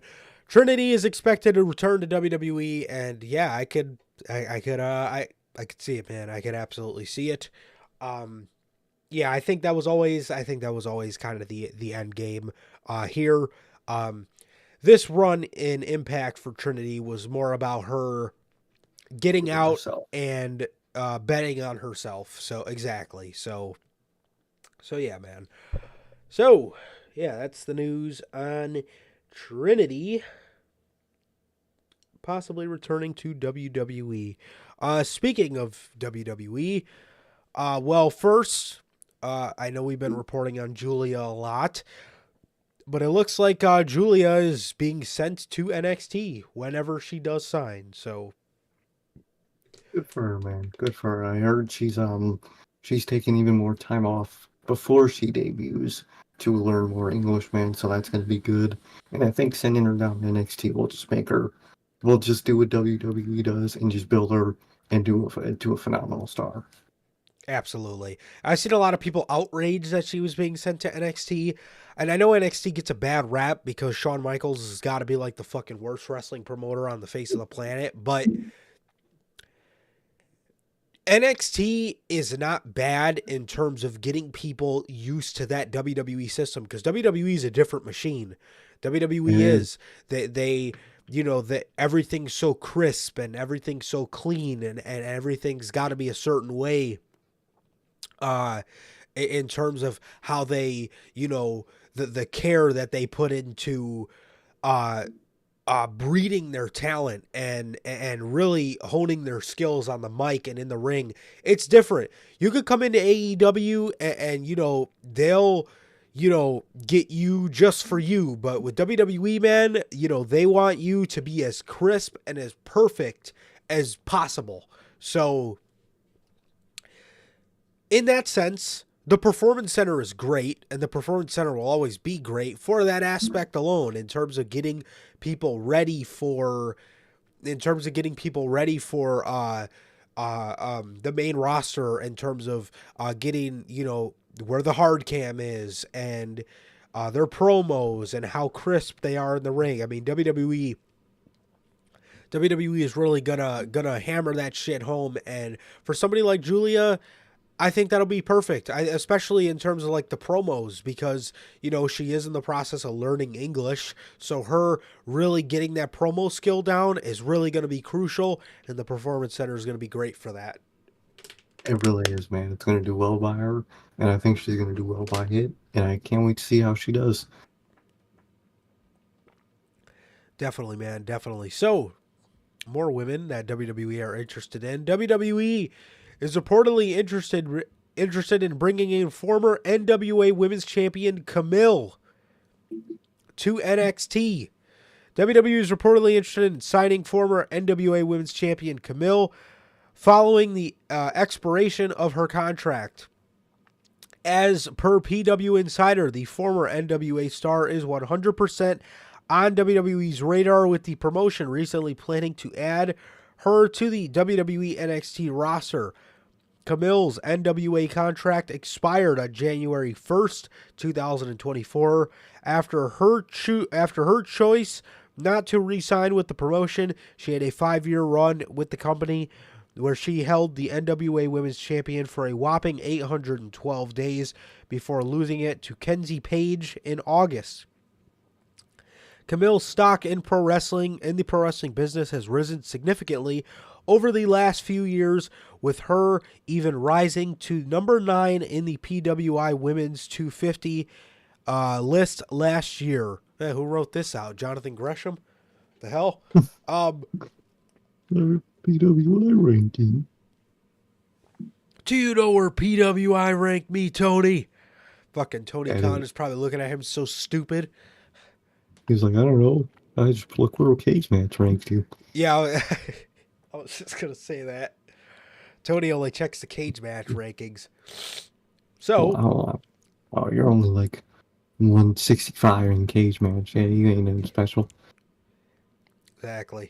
Exactly. But I never really seen much of Camille's work, but I hear about her a lot. And if WWE is interested in bringing her in, man, she was a top star of the NWA, top of their division for a long time. So I'd be down, man. I'd be down to definitely get more familiar with her work. Definitely, man. Definitely. I haven't seen much of her. I've heard of her, but never really seen anything of her. So I'm excited to see how she is and what she does, man. Definitely, man. Definitely. So, jumping back over to some more AEW news. I talked a little bit earlier about Andrade, and I talked about the news that we got before his match at World's End that was more exciting than his match at World's End. Andrade El Idolo is expected by many in All Elite Wrestling to finish up with the company at the after the World's End pay-per-view. Per Wrestle Purists, he is believed to be returning to WWE imminently, possibly as early as this month, as Monday's Day 1 Raw, or Day 1 edition of Raw. Andrade will face Miro at tonight's AEW World's End pay-per-view. Interestingly, Andrade is booked for a GCW show in Tampa, the location of the Royal Rumble, the night before the Royal Rumble. Oh, yeah. Definitely, man. I'm happy for Andrade. I'm happy they, like we talked about in the World's End review, happy they gave him that last final match, man. And obviously, he didn't show up at Day 1, that has passed, but he could have, and I think we'll see him in the Rumble. Definitely. And I cannot wait to see that man back. 100%. 100%, man. I was so pumped when I heard this news, because honestly, I thought we weren't going to see him in WWE until, Mid yeah, next year. mid to late next year. But dude, when I heard as soon as day one, I had a feeling he wasn't going to show up at day one. I would, No. rather have him show up in the Rumble anyway. Definitely. I I think they're going about it the right way. 100%. I think that's the better spot for him, and I think that's where he'll show up, man. But, dude, I am so fucking excited to see Andrade back in the WWE, man. I'm so excited. I think he's really going to show people what he's made of, and he's going to show Tony Khan what the fuck he missed out on for the past 3 fucking years.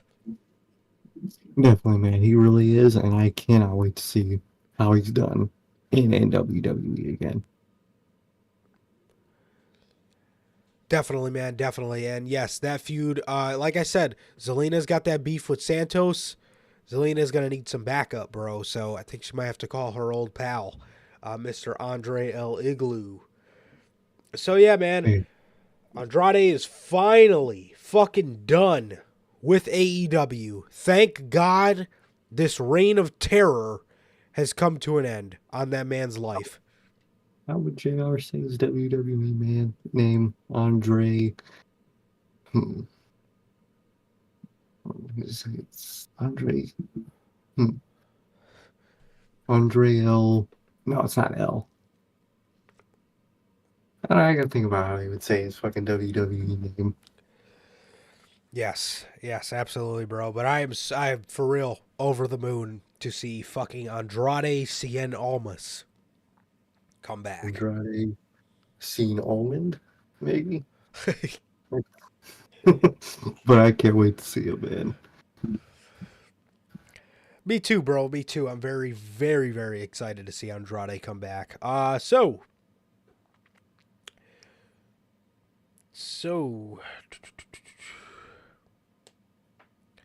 oh, speaking of stuff at World's End, Chris Jericho.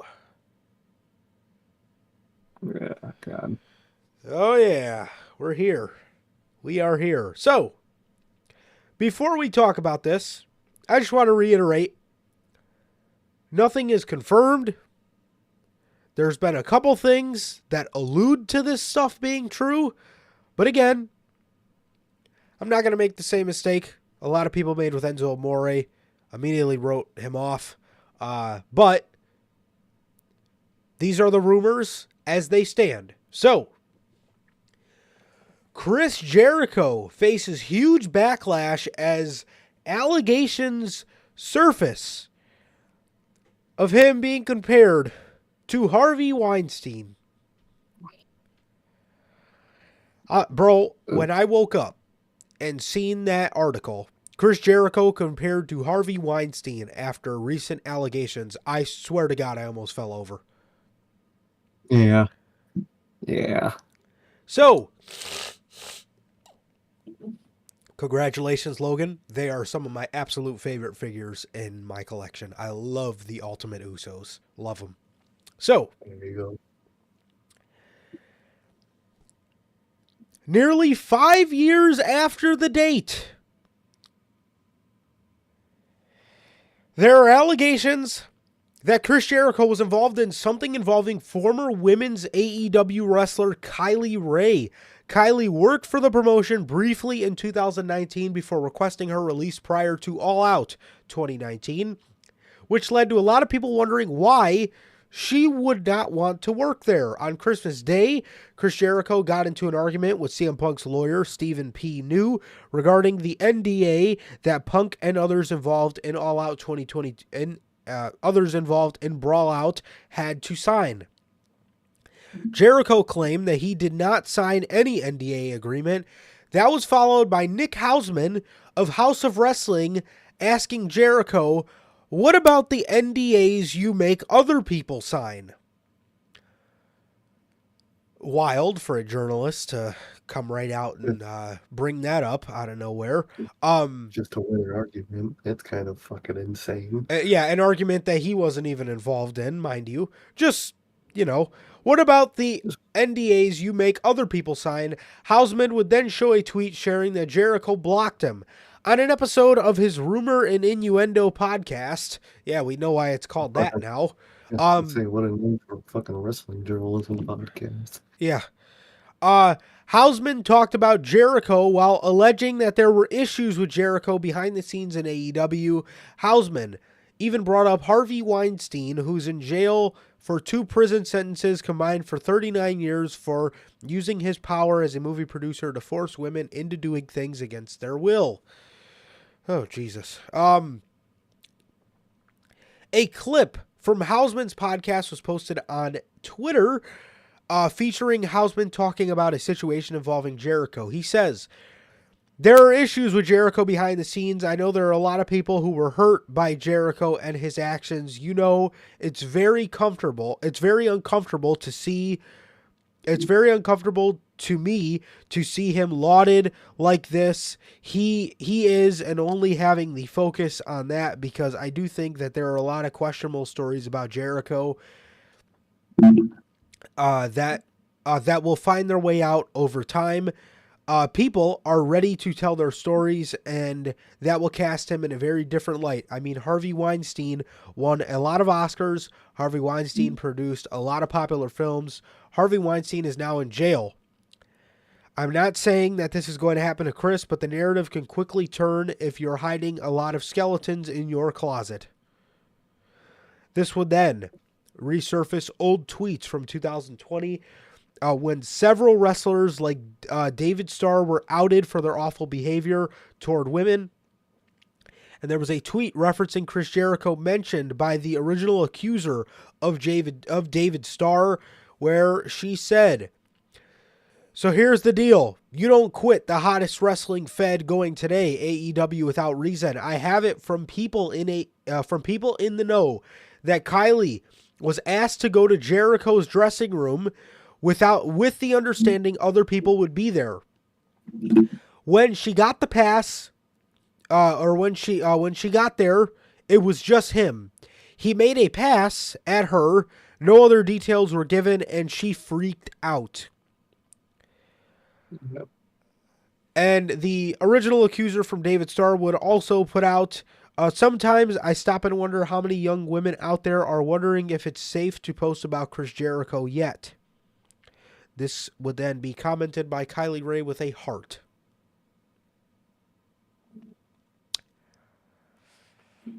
Ooh. Doesn't look good, man. It really doesn't. So, at the All Out 2019 press conference, Tony Khan was asked about Kylie Ray's release and stated it was an amicable split. "She's no longer with us. We've had so many announcements going into the Battle Royal. She asked for her release. We granted it. She called me and asked if she could be released from her contract.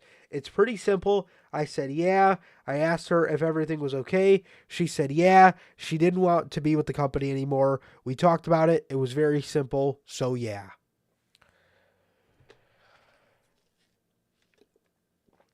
So,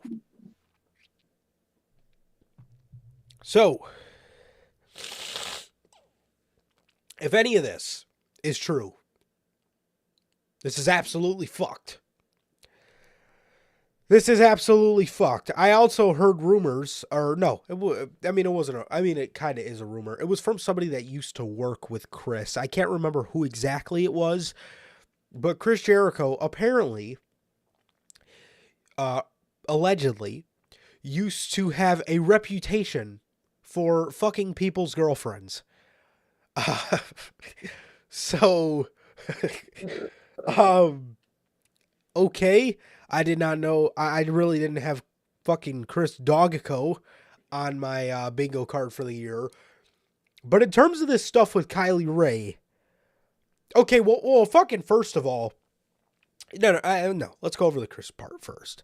So, if this is true, which, again, we don't know if any of it's true. We don't know. Obviously, there's a lot of things that allude to this being true, but we don't know shit as of right now.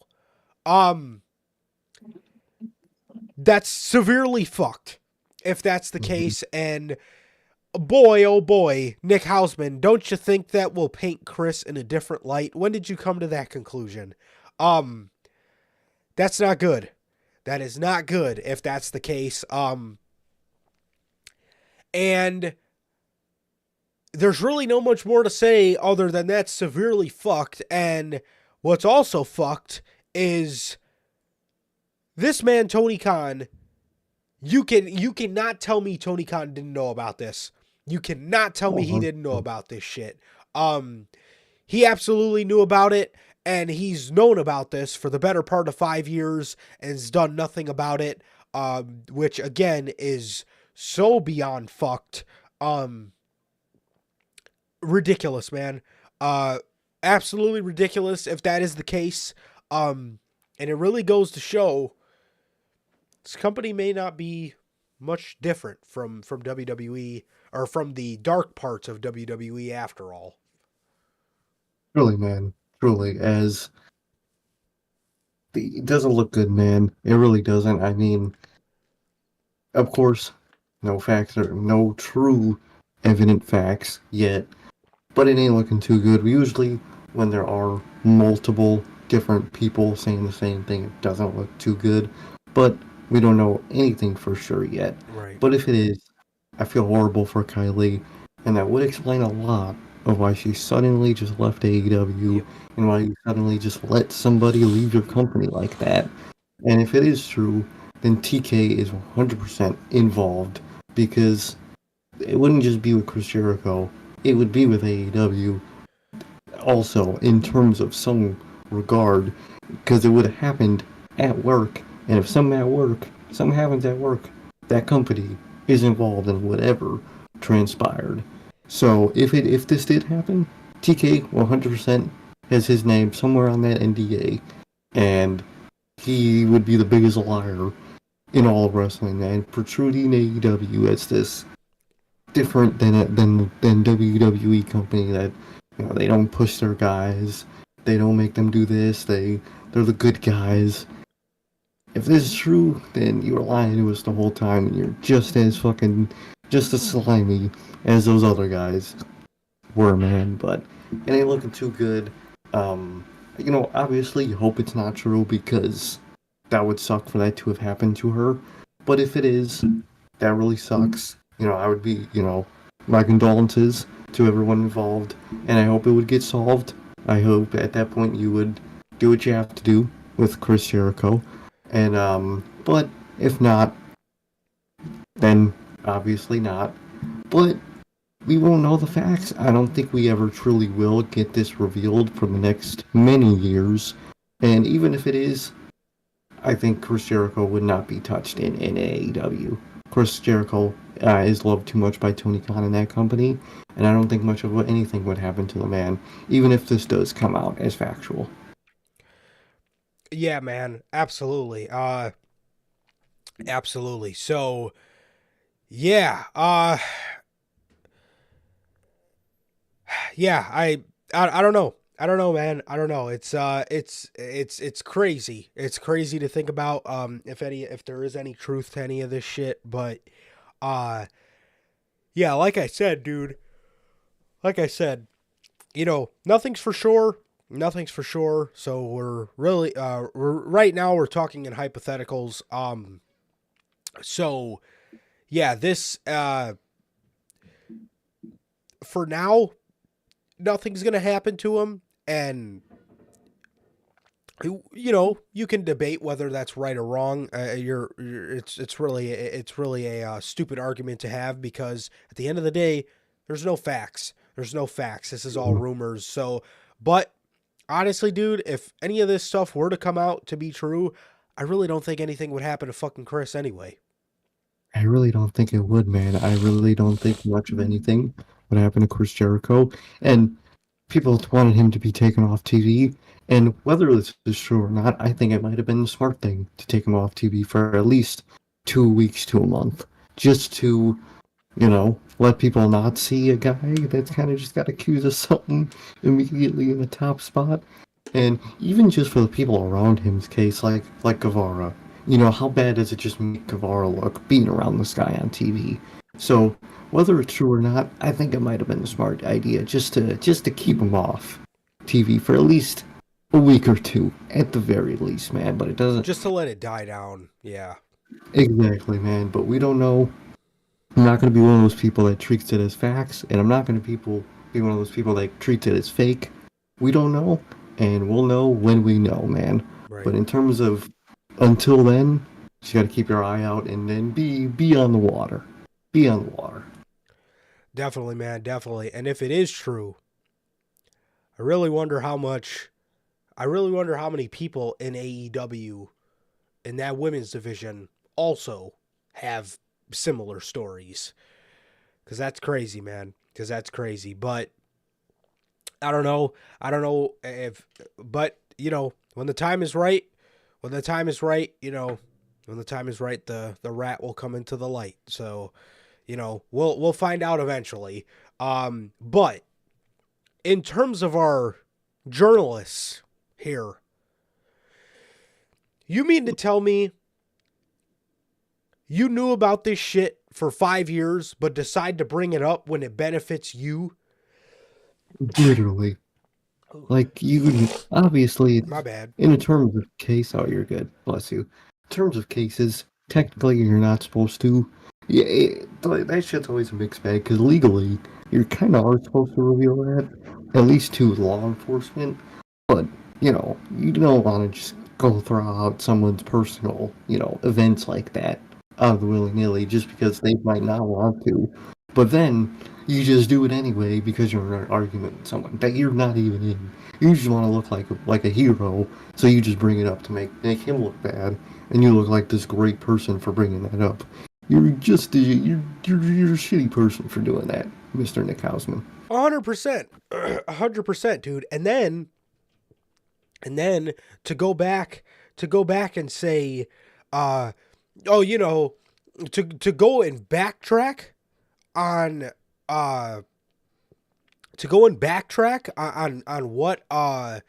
on what you said. I mean, dude, again, to sit there and know about this stuff, and I get it. I get a lot of these guys are sworn to secrecy for certain stuff to see if they can be trusted with certain stuff. I get it.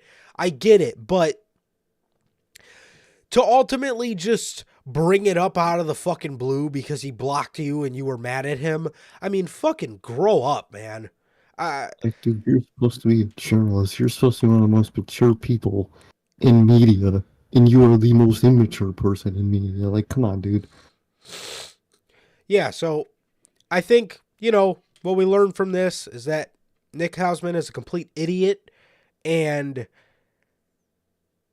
don't make the same mistake you did with Enzo Amore. So until you got facts on the table. So, Exactly. that's kind of, that's kind of the mindset going into all these situations. Obviously, I want to reiterate again, because don't make me bring our disclaimer back for Eric Young. But, everything we just spoke is of the rumor and of the hypothetical. So it is what it is, man. It is what it is. So that's the news.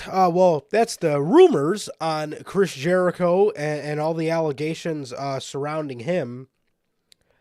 But what I really want to unpack here is Tony Khan. Fucking guy. Tony Khan's sitting here on his media scrum for World's End. And the same day all this stuff comes out, this man proceeds to give one of the absolute dumbest statements I've ever heard in my entire life. And this isn't even golly, this isn't even regarding the Chris Jericho stuff. It didn't make it better that these allegations came out literally earlier the same day. So, Okay.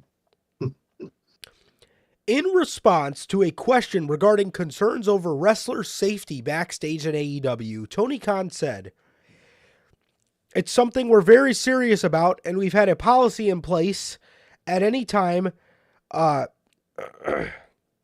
there's anything like that, we make sure we can do anything to prevent it. Okay. AEW has the best safety record, I believe, of any pro wrestling company in the world. I believe we have the most safe environment and best safety record. I would hold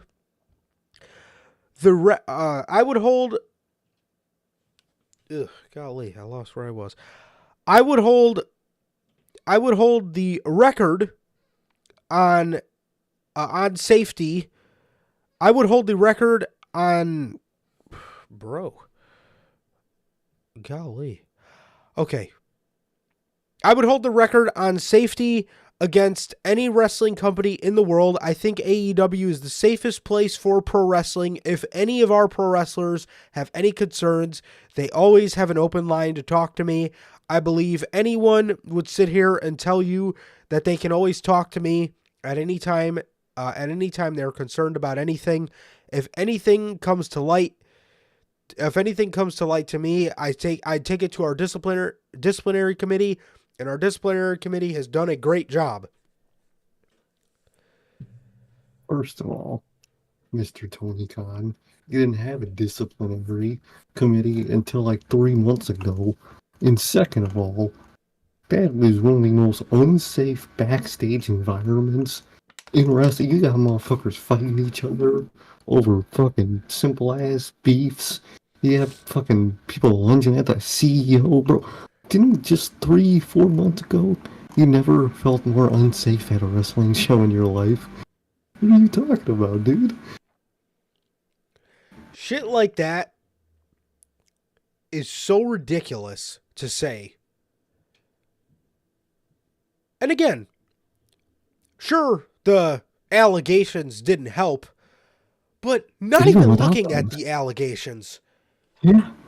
You have the safest environment of any wrestling company. Yet, CM Punk's lunging at you, CM Punk's choking out and punching Jack Perry, CM Punk's sucker punching the Elite, the fucking CM Punk's on your media scrum, calling fucking one of your top stars an empty-headed fucking dumb fuck. Fucking You got Eddie Kingston's pie-facing Sammy Guevara in the face. Not to mention he's fucking fighting Andrade. Huh? literally, like, Andrade was fighting folks, and he just left on his own accord a fucking year later. like, what? You're not the safest company. You're quite the opposite. You got folks boxing backstage. You got, at one point, it was a producer throwing a chair at somebody and biting them. And biting somebody else in the same probably 3 minutes of an event.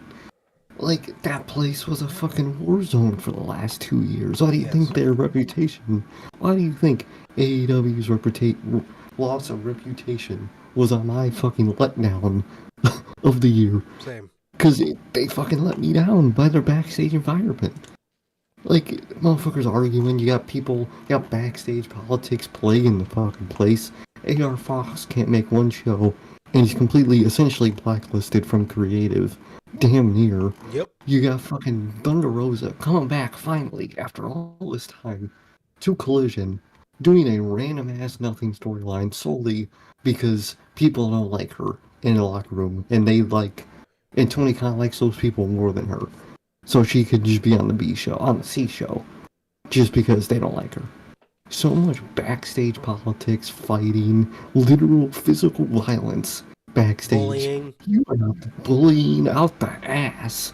It's like Bell says, your EVPs, your executive vice presidents, were boxing folks in the back. Dog, you are not the safest company. Yeah, exactly. Exactly, bro.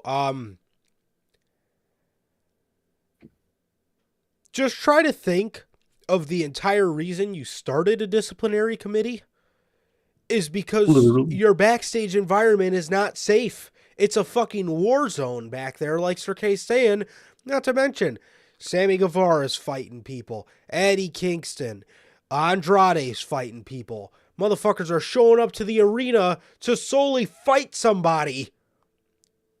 You get Andrade showing up to work to fucking fight Sammy Guevara. Not to put on a great show. He showed up to work to fight someone. Come You on, got bro. people on their fucking personal podcast bitching about their creative. Fucking apparently right now on fucking Twitter really doesn't involve the backstage AEW environment, but more of stupid fucking drama of an AEW guy. Matt Hardy apparently, from the looks of it, him and Revy are done, and they're fucking blasting the man on Twitter and fucking TikTok for it. They're blasting Tony Khan? No, they're blasting Matt Hardy. Oh, Rebby and Matt Hardy are done, so she's blasting Matt?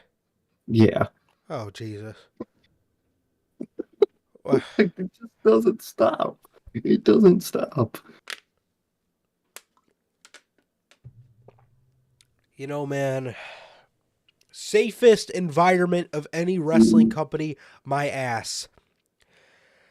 If your environment was safe, people wouldn't be fighting at all. When do you hear about this in WWE? When? Yeah. If you hear, someone will mention a couple months later, that they got an argument, that, they kind of got mad at each other, or were up on each other's grills. But you don't got folks fucking squaring hands backstage, bro. Talking about riot gear. Literally, Bell. You have to wear fucking advanced riot gear just to fucking walk to your locker room and walk to your match. Oh my god.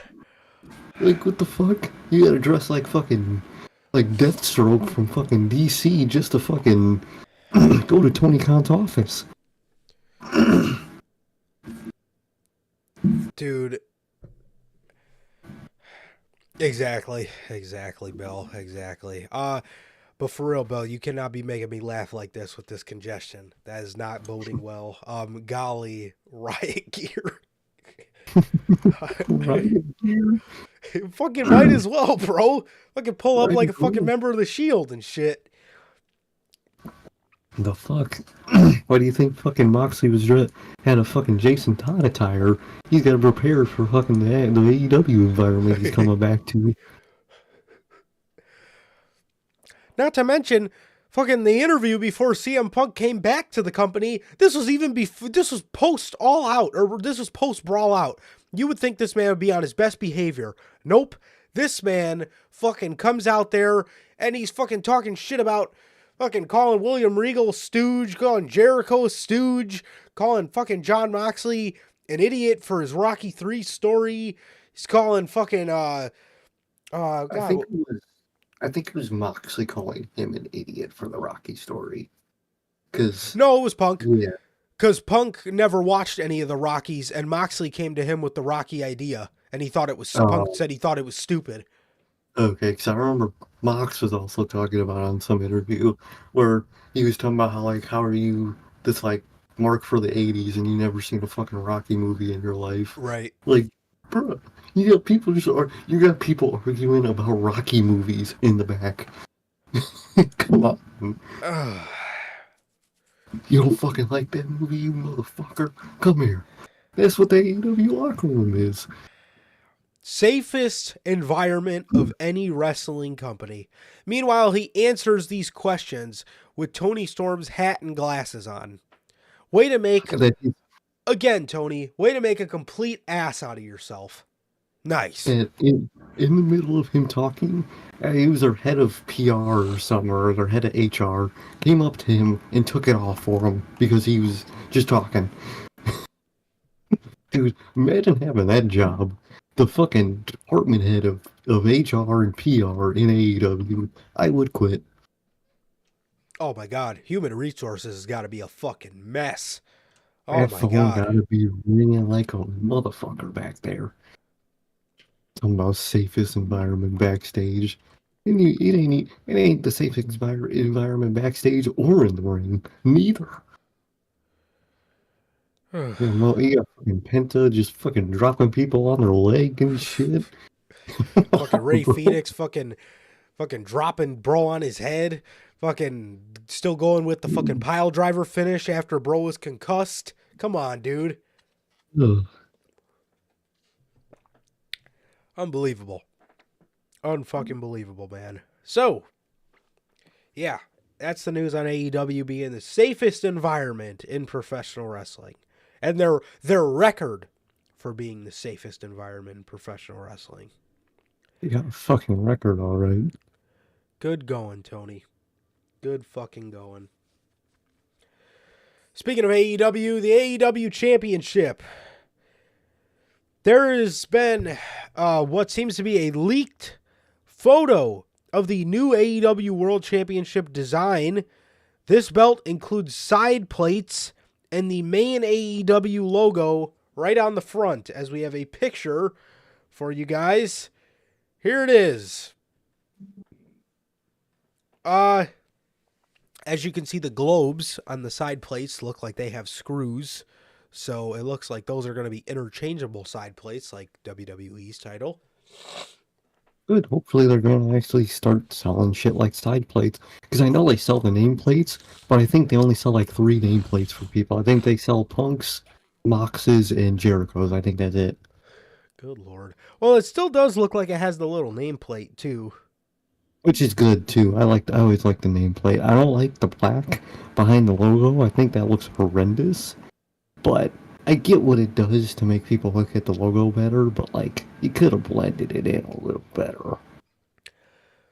Bro, I fucking hate that ginormous black background. If it didn't have the black background, it probably would look cooler. Yeah. I mean, this doesn't look god-awful, but what the fuck do you need a giant AEW logo with a black background? I mean, dude, AEW fans always make fun of WWE for doing shit like this. Oh, they just slapped the logo right on the front of everything. And here they go, Dude, doing the same the fucking thing. About this leaked image is all the AEW fucking elitists are like, well, the WWE used to do it for a reason, and so people look at the logo and know it's AEW. Dog, this is what you hated that company for. Now you're saying that it's okay because your favorite company's doing it. It's not okay. It looks ugly. Like, come on, bro. It doesn't need it. It still said AEW in the middle. But like, I heard though that this is just an image of the title they gave the fucking football player or whatever. That one guy.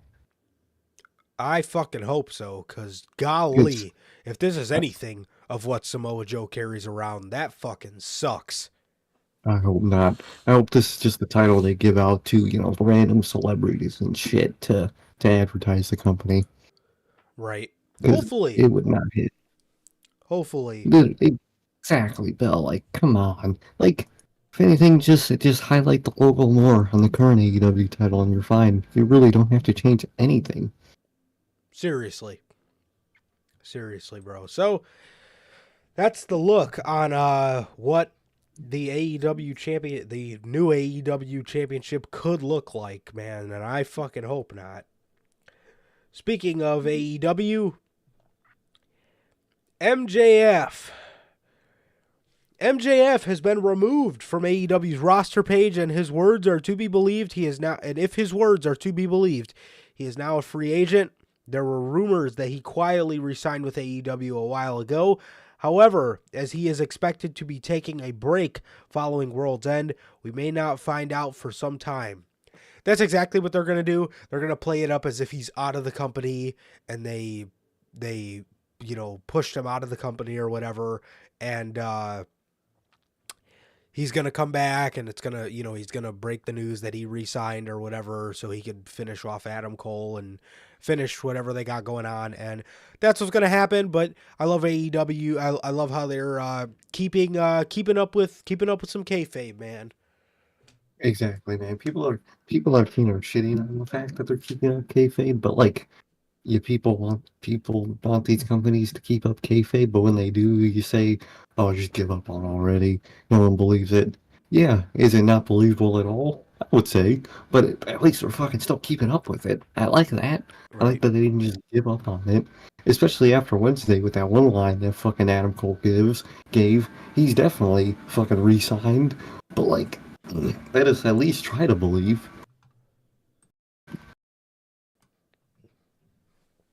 Definitely, bro. Definitely. Yeah, I mean, good old AEW fans. Good old AEW fans. Gotta hate him more than anything. Speaking of Adam Cole, Adam Cole's likely status for AEW's next pay-per-view. While speaking on the Wrestling Observer Radio, Dave Meltzer noted that Adam Cole likely will not be cleared to wrestle by March. The injury he sustained at Grand Slam was legit. He is not okay to compete. He says, and I quote, "I have no impression that Adam Cole will be ready by March 3rd. He might be, but it's certainly not anything that I expect. I don't know. I don't know that it's two. I don't know that it's 2 more months. I get the impression that it's longer. No one has given me a time frame, though. Even though I've been in touch with people on it, no one has given me a time frame."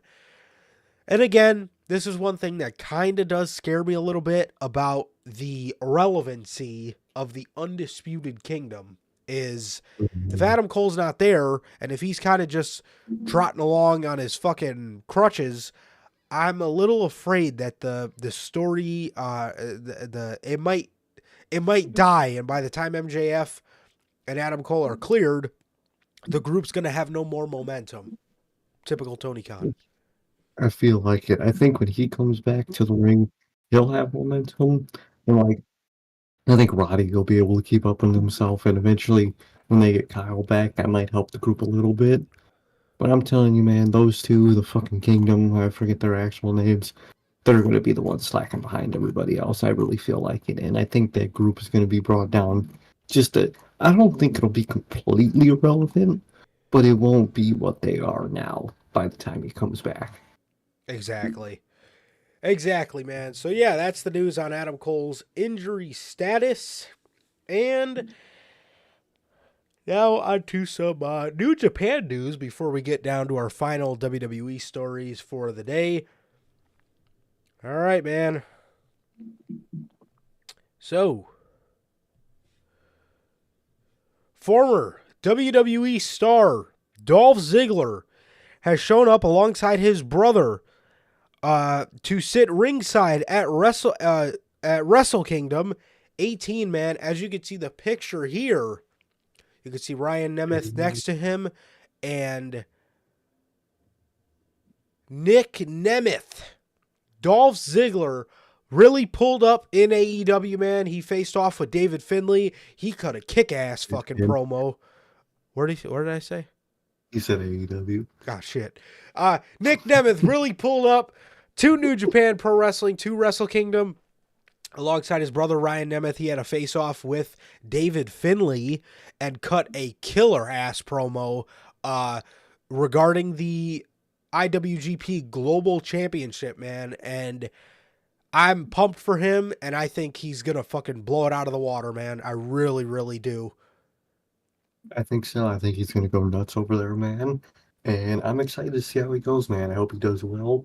He had to drag his brother along with him. His mom really hit that if you want to go, you have to bring your brother with you. To the point where New Japan didn't even tag Ryan Nemeth in that post about them being there. So I'm excited for him, man. I think he's gonna go great, and I really can't wait to see how he does over there, man. What he wins, who he faces, especially with other people that are on the scene right now. Like you get the Mustafa Ali, Nick Nemeth match, and New Japan. I'd watch the fuck out of that shit. Definitely, bro. Definitely, man. And, one of the funniest things about it to me was when he stood up and went after David Finlay, this man, Ryan Nemeth, got out of the way so quick. Just and then if somebody starts punching my brother, I'm fucking jumping right in that shit. No, we're beating the fuck out of his ass. But this man, Ryan Nemeth, was just fucking standing there. Just dream on face to look at his fucking brother fucking scrapping. I would get if, they would have showed, Dolph just going over I got this, and then does that, but someone just started doing it. Someone just started fucking tossing hands with my brother if I had one.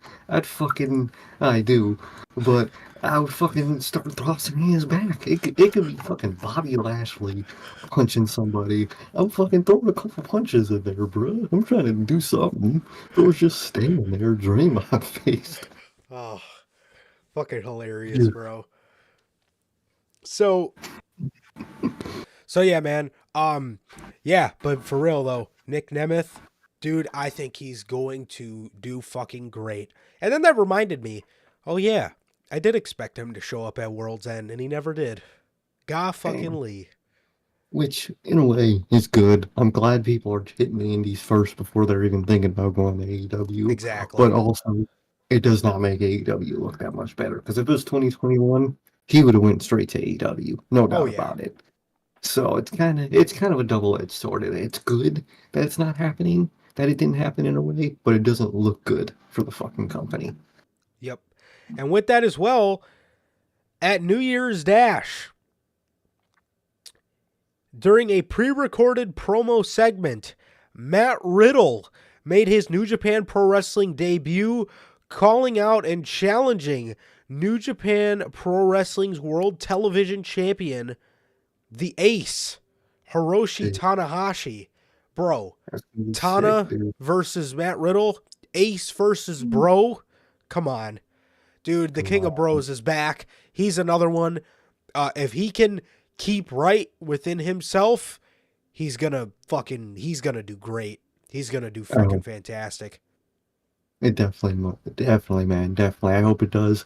And I heard Matt Riddle was talking, and he said he's tired of doing all that goofy stuff around his character, and he just wants to be himself, man. And I'm excited to see how that goes. Fucking Bell, I told you you can't be making me laugh. Just let them get their ass beat. I mean, sometimes people need that lesson, but sometimes, bro. Sometimes. You just gotta watch someone get whooped, and you're like, you know what? I'm gonna let them learn that lesson. Like, yeah, he is the fucking president. I keep forgetting that. That's right, President Tana. President Ace. Hey, you heard what they're calling Charlie Dempsey in fucking All Japan? They call him the Ace of NXT. Huh, kind of cool. Kind of dig it, but, I mean, he's kind of just started. I don't think they know what Ace is, but it's a cool nickname for him nonetheless. Well, according to our manager, he is getting a lot better, and apparently he's really fun to watch now. I haven't watched him, but according to Logan, he's actually a lot of fun to watch. So I do wonder though how that looked for the rest of the NXT roster. That out of all the people that get sent to Japan, it's William Regal's son. Yeah, I think that probably started a couple, not beefs, but like, come on, guys, bro. Yeah, I could see that starting a little bit of that. Because, I mean, I'd probably feel a little bit of some type of way if I was backstage there. If I was putting it all that work and bro just gets it. Like, I know you're dead as a stooge, according to some people, but come on, man. Same guy that's working with him now. So yeah, now he's back stooging, apparently. Exactly. Now CM Punk stooging right with him. So yeah, man. That dude. Oh, I need it. Oh, yeah. Because now he could be on TV. I was going to say, Regal could be that man's GM one day. Oh, I need that interaction. I need that fucking interaction, man. No, but I think with Charlie's style, at least the little bit I've seen of him, I do think he was the right guy to send to Japan. But I think so. But I'm just talking about how that looks to the rest of the roster. Yeah. Yeah, I'm sure that. So I would probably feel some type of way a little bit if I was back there. So I mean, it goes both ways. I think they picked overall a solid right person, but I would definitely feel some type of way if I was back there. For sure. Who's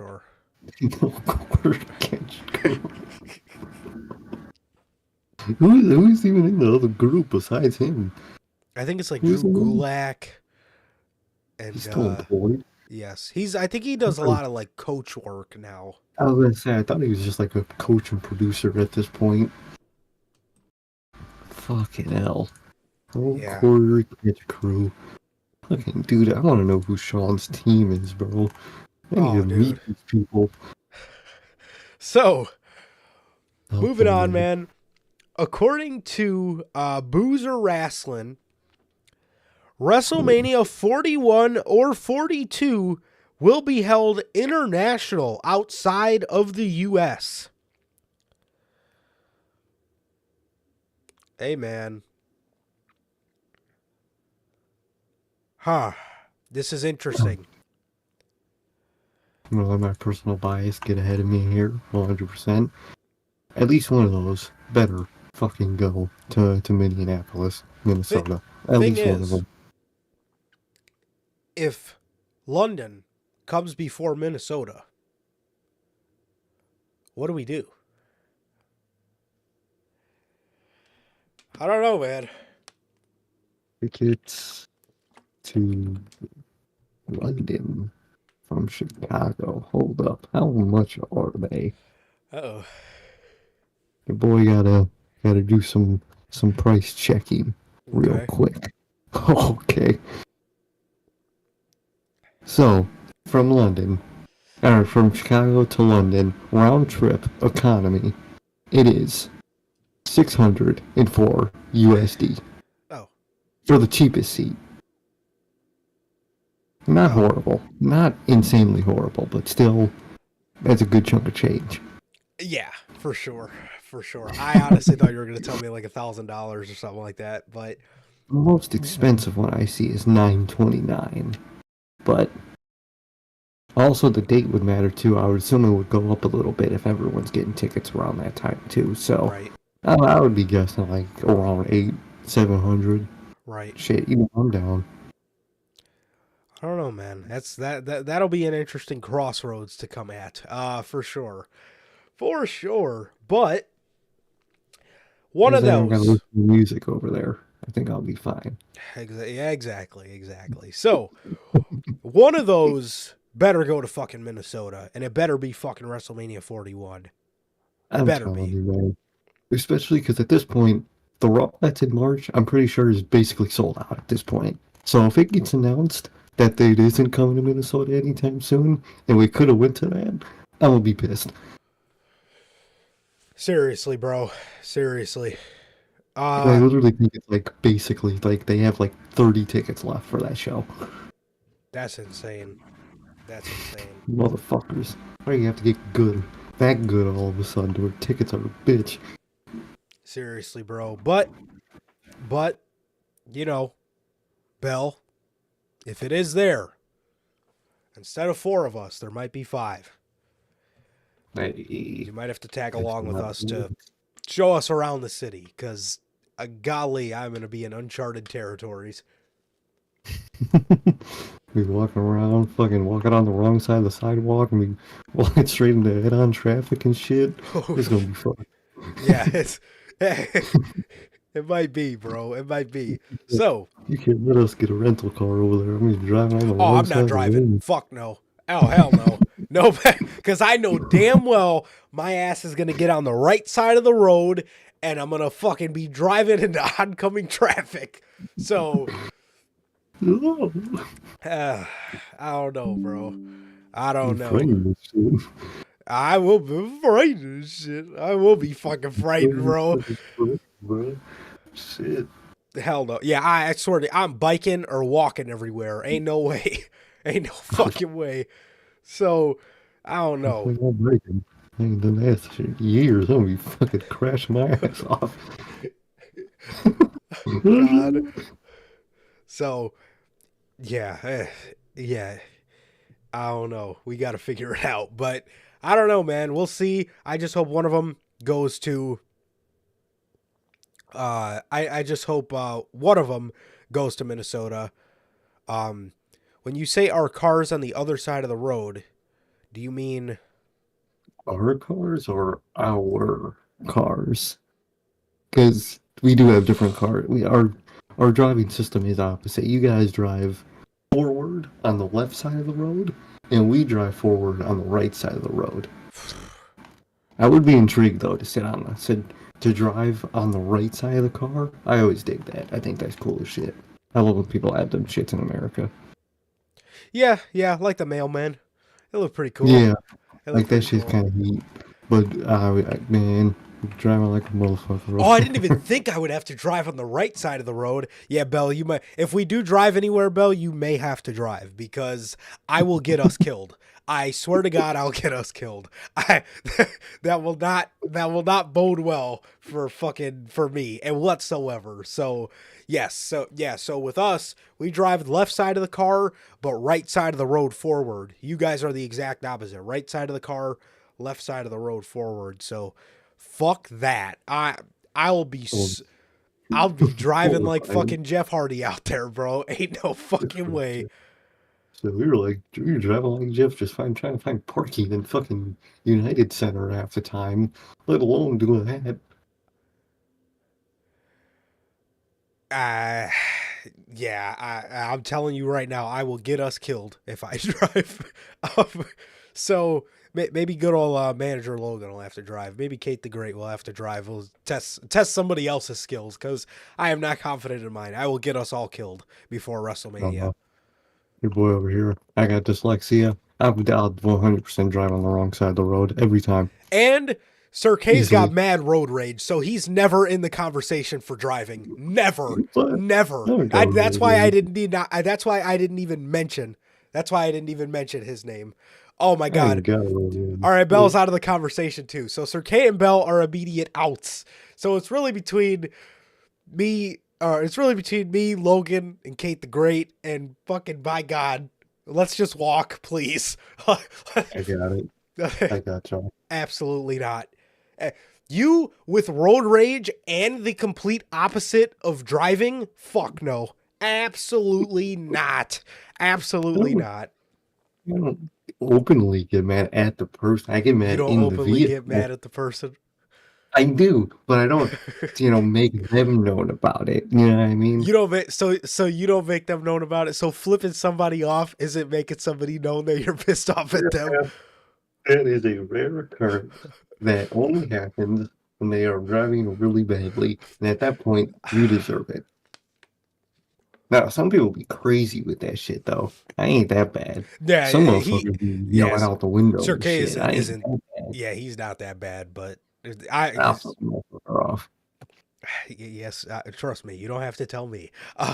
So, so, so, I'm saying got stop signs out there. I'm good. but I don't know what's gonna happen. But hopefully, we don't all die if that's the case. But regardless, WWE commentary. Yeah, I'll have Exactly. to wear a fab vest. I'm Exactly. driving. I'll probably wear my shiesty no matter what. So we'll Oh, fuck, see. okay. We'll see, Same. bro. So I don't think I'll they'll wear be my very scared of yours. But, But, but I got the best homemade balaclava in the world. But it's a little cross-eyed, but it's oh fine. You man. won't notice it. The whole point of this whole show was to get me to laugh not much. And here I am fucking laughing my ass off. This is ridiculous.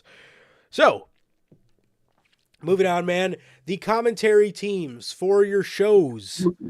There you go. Yes. Maybe we will have somebody drive all of us around. Look at Logan. Look at Cash Wheeler pull out a gun. Now that man has road rage. Oh I would be God. doing all that. Ah, Just fuck. flashing a piece, bro, just because you're mad. I have to know what that person did to him on the Oh, it was road. He probably the had me most like almost. basic thing. Like he probably just cut him off. Yeah, he probably just fucking cut him off and he's just fucking absolutely livid. Fucking throwing the piece up. Strap wheeler. Love it. Love it. Oh, guns are illegal? Are guns illegal Oh, out here? No, right? no, not at all. But in the UK, it's like, them bitches are tough to get. Really? Like, oh yeah, that's not a thing though. And why do you think knife crime's so bad out there? Is 'cause it's the only weapon they got. Oh shit. I never knew that. I don't know why Yeah, the it's fuck one I of the only asked. features, I don't know bro. why the fuck If I I asked if guns were legal out here, knowing damn well on the way to my gym I fucking pass a gun store every fucking day. I'm not, I'm gonna know every fucking 5 blocks. yeah, literally. I don't know. This is a stupid question, but uh, so WWE is returning to the two-man commentary booth per PW Insider, meaning Michael Cole's time on SmackDown has come to an end. This sucks because he's the saving grace. Well, him and Corey Graves, being that Kevin Patrick is on SmackDown. So on Raw, it will be Michael Cole and Wade Barrett. On NXT, it will remain Vic Joseph and Booker T. And on SmackDown, it will be Kevin Patrick and Corey Graves. Damn. Not looking too hot for SmackDown. Bless you. I'm not gonna lie, man. I really hope at some point this year we get Morrow back, man. I really fucking hope so. Because him on SmackDown again, man. Ooh, it'd be beautiful. Well, I have to mix it up because, yeah, I don't know if you want him and Corey next to each other. So I would probably say, move it around, make it better. But you can make it work, and I hope they get him back one day. But SmackDown team ain't looking too hot, in my opinion. No, not at all. I mean, if Morrow and Corey buried the hatchet, I think that would, be. I think they would be a great commentary team. First of all, I think commentary-wise, they would do really well together. It's just, yeah, drama.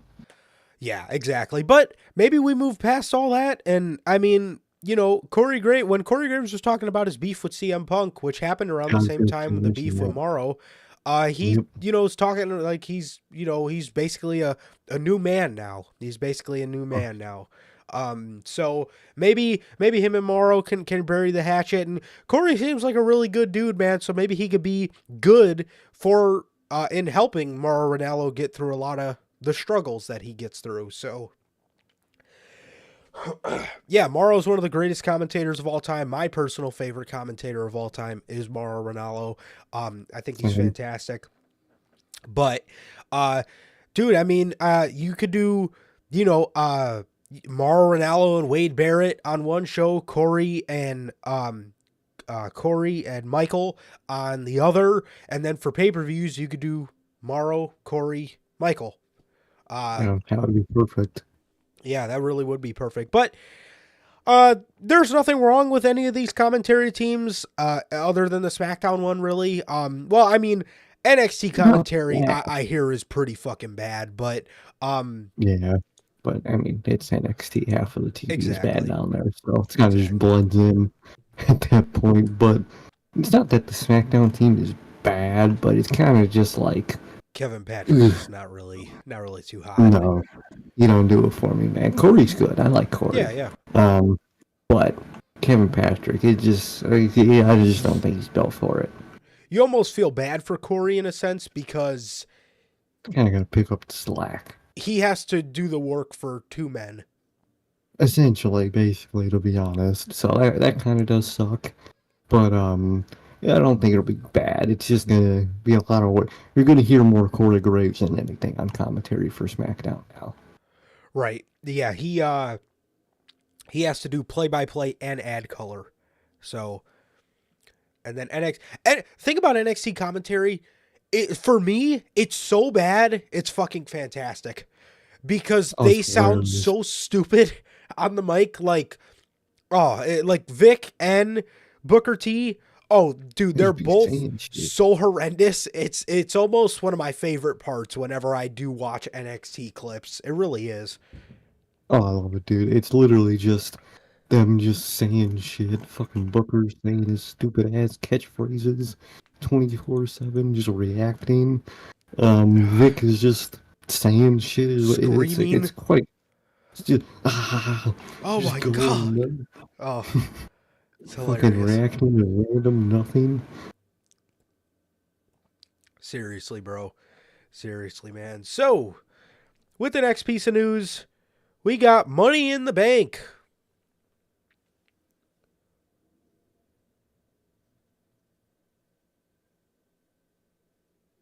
Oh, dang.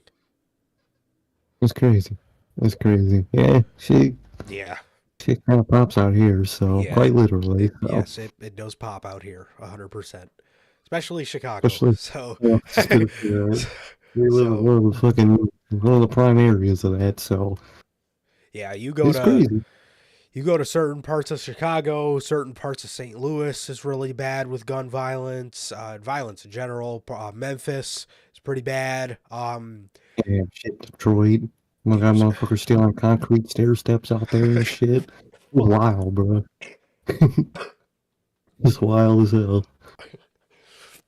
Yeah, but yeah, shit definitely pops out here, and yeah, Chicago's up there for sure. So, but anyways, Triple H has announced that this year's Money in the Bank will take place from the Scotiabank Arena, or as I like to call it, the Air Canada Centre, the original name for the show, or the original name for the arena, in Toronto, Canada.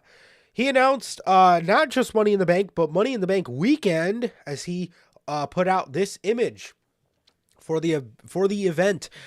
I love how he has the Money in the Bank. I like the graphic here. It's got the Money in the Bank briefcases hanging from the what the fuck is that monument called? Goddamn, the Toronto. What the hell is it called? No clue what that fucking thing is called. The what, dude? Oh, this is gonna kill me. Hold on. Quick Google search. I got to open Google. Hold up. Hold up. Wait a minute.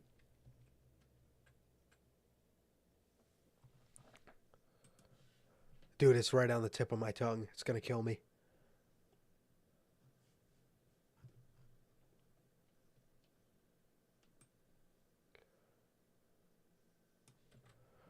Oh, dude. What the hell?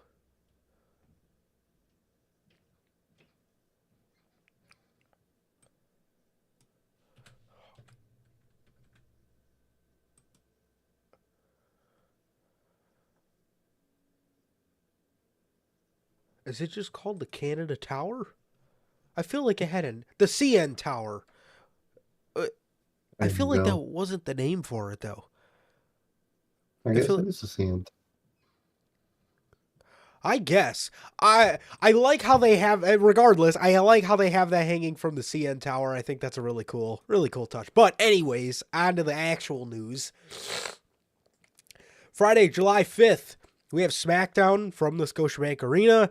Saturday, July 6th, we have Money in the Bank from Scotiabank Arena as well. And then Sunday, NXT gets the fucking leftovers from for NXT Heatwave on July 7th. So these are your events for Money in the Bank weekend this year, and I'm excited for it. I love it. I love I love when they go international. I love it, man. I could see why you It could. call it the Drake Tower because of the views from the Six album, for sure. Do you think? Do you think you're confusing it with the Space Needle, the tower from Seattle?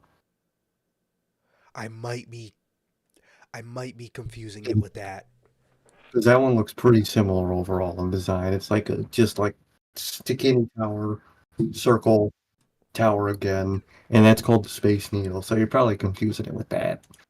Yeah, man. What a year for music that was, bro. The year Views from the Six came out and fucking Drake sitting off the fucking edge of the CN Tower. Ah, beautiful. She was insane, man. She Shit was was beautiful. shit was an insane year, bro. Insane, a pretty good year for music, and yeah, I definitely see why you call it the Drake Tower because every time I think of that tower, I think of that album cover. 100%. 100%. Definitely, man. But I'm excited. I think they picked a good location Yeah. for Money in the Bank, man. And I can't wait to see who's gonna win it this year, man. Definitely, man. Definitely. And with the final piece of news for today's episode of the news, this is breaking as of while World's End was on the air. Kevin Dunn has informed WWE that he will be leaving the company. Per PW Insider, Dunn, the Beaver, who was the executive producer and chief of global television distribution, has been with the company since 1984. He's been with the company since WrestleMania 1, and he has pretty much been through this whole thing with Vince McMahon. There's rumors going around that they asked him to stay past WrestleMania 40 and be done after WrestleMania 40, but he said no. He said no. He wanted out immediately as he felt like he was losing control, which you could see that. We didn't think about it at the time, but when that news came out of Triple H taking over production in the last minutes of Survivor Series before CM Punk came out, there's all the proof you could see right there, man, is Vince used to put the production on Dunn, and here Triple H is taking it away from him and taking it over himself. Exactly, man, which I'm happy for. I'm glad they're doing it like that. I think Kevin Dunn overstayed his welcome in the company. I think he got really sloppy at the end with the fucking camera cuts. So I'm glad. I think they wanted to have him wait so Triple H can really find his replacement and have him set up for when he leaves. So I think they're going to be kind of scrambling right now, which sucks, but they're going to figure it out. And I'm glad, man. Good on both parties. I guess good for Kevin Dunn. He made his money. He left. And good for WWE. That production's going to get even better than it already is. Yes, because if Triple H gets any of the people that he had helping him run Black and Gold, they will be just fine. But I will say this. I know we like to make fun of Kevin Dunn a lot and all that good stuff, but for real, he had a great run. He had a great run for a lot of years. For a lot of years, he is responsible for that WWE production being what it is. He is a lot of the, I'm sure a lot of the things we complain about in AEW about them immediately cutting to somebody else's entrance music. That shit we never had to worry about in WWE because of somebody like Kevin Dunn. So we give Kevin Dunn a lot of slack because he's said and done a lot of horrible things, and probably been responsible for ruining some people's careers. But in terms of what he did as production, he, for a lot of years, like Sir K said, man, during the end, shit got really sloppy. It really did. But Kevin Dunn, for real, a lot of these moments that you see, a lot of these moments of the years that we put on the nominees and that we have win the categories, a lot of that shit was at the production of Kevin Dunn, man. You look at the Festival of Friendship. Yes, I was just gonna mention that the Sami Zayn turn. A lot of that stuff was produced by Kevin Dunn, so you got to give props where props are due. And you guys know we're always gonna do that. Not a big fan of some of the stuff he did for production, but in terms of a lot of the stuff he did for production, that's what we grew up on, and that is what almost all we know in professional wrestling. And it's crazy that Kevin Dunn is finally gone from WWE because his replacement was supposed to be Michael Mansory.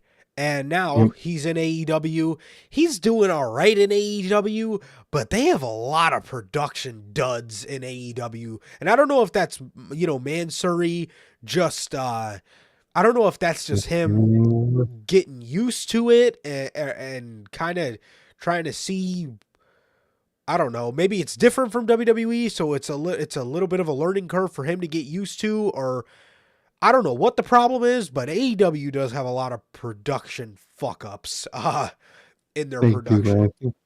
I think it's the chain of command with Tony Khan. That's the main reason behind it. I'm sure in WWE, you need a camera crew to do this, you go send them out. You need someone to do this, you go send them out. With Tony Khan, it's probably a fucking process to do any of that fucking shit. Absolutely, bro. Absolutely. So, in terms of certain aspects, I'm very glad Kevin Dunn is leaving. And if there's any indication that the Triple H takeover is for real this time, I think this is it. I think this is it, man. Exactly. They never really liked each other from everything we always heard, and I think that reigns true here. Absolutely, man. So I'm excited to see who Triple H is going to bring in as a part of his team to run the production. And if it's somebody that did learn from Kevin Dunn, but stays tame on certain aspects like camera cutting and all that good and piped in crowd noises, they'll be just fine. Because like I said, I don't want to completely act like Kevin Dunn is the worst fucking producer of all time. He's a great producer. He is. Yeah. A lot of things, like I said, a lot of things during our childhood, a lot of those moments that we remember from our childhood, they were produced by Kevin Dunn. So you got to give credit to where credit is due. But personally, man, right now in the year 2023 or 2024 now, I really think it's best that he does part ways with the company, because it's definitely time for some new and fresh production on their product. I think so. I think it is. And I can't wait to see how it gets produced after he leaves, man. Definitely, man. Definitely. So, yeah, man, that is going to do it for this edition of the Notorious Heels podcast, man. You guys absolutely are the best, man. Absolutely are the best. I really tried so hard not to laugh too much on this fucking show, and you guys absolutely cracked me up. So I got to fucking thank you guys for that. I got to thank you guys for that, man. So, with that is going to do it for this edition of the Notorious Heels podcast, man. Thank you to everybody who showed up, man. Anthony, Bell, JT, Pops, Durante, Logan. Thank you guys so much all for being here. You guys are the best. And, yeah, man, thank you guys so much. And it has been always a pleasure for my Johnny Mayhem. It's okay. And that is going to do it for this edition of the Notorious Heels podcast. Thank you guys so very much for joining us today. This has been episode 195. Thank you guys so very much. Thank you guys. We love you guys. Please like, comment, and subscribe. And we will see you guys on Monday with Notorious Unscripted. Peace.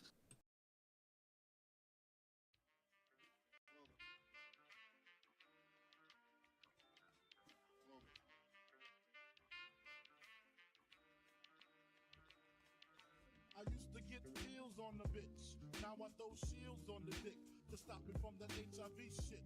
And niggas know they soft like a Twinkie fillin', playing the villain, prepare for the strap killing. Biggie Smalls is the illest. Your style is played out like Arnold when what you talking about, Willis? The thrill is gone, the black Frank White is here to excite, throw dick to dice. Bitches are like I'm brainless, guns are like I'm stainless steel. I want the fucking fortune like the wheel. I squeeze gats till my clips is empty, don't tempt me. You don't want the fuck. Here I am, I'll be damned if this ain't some shit.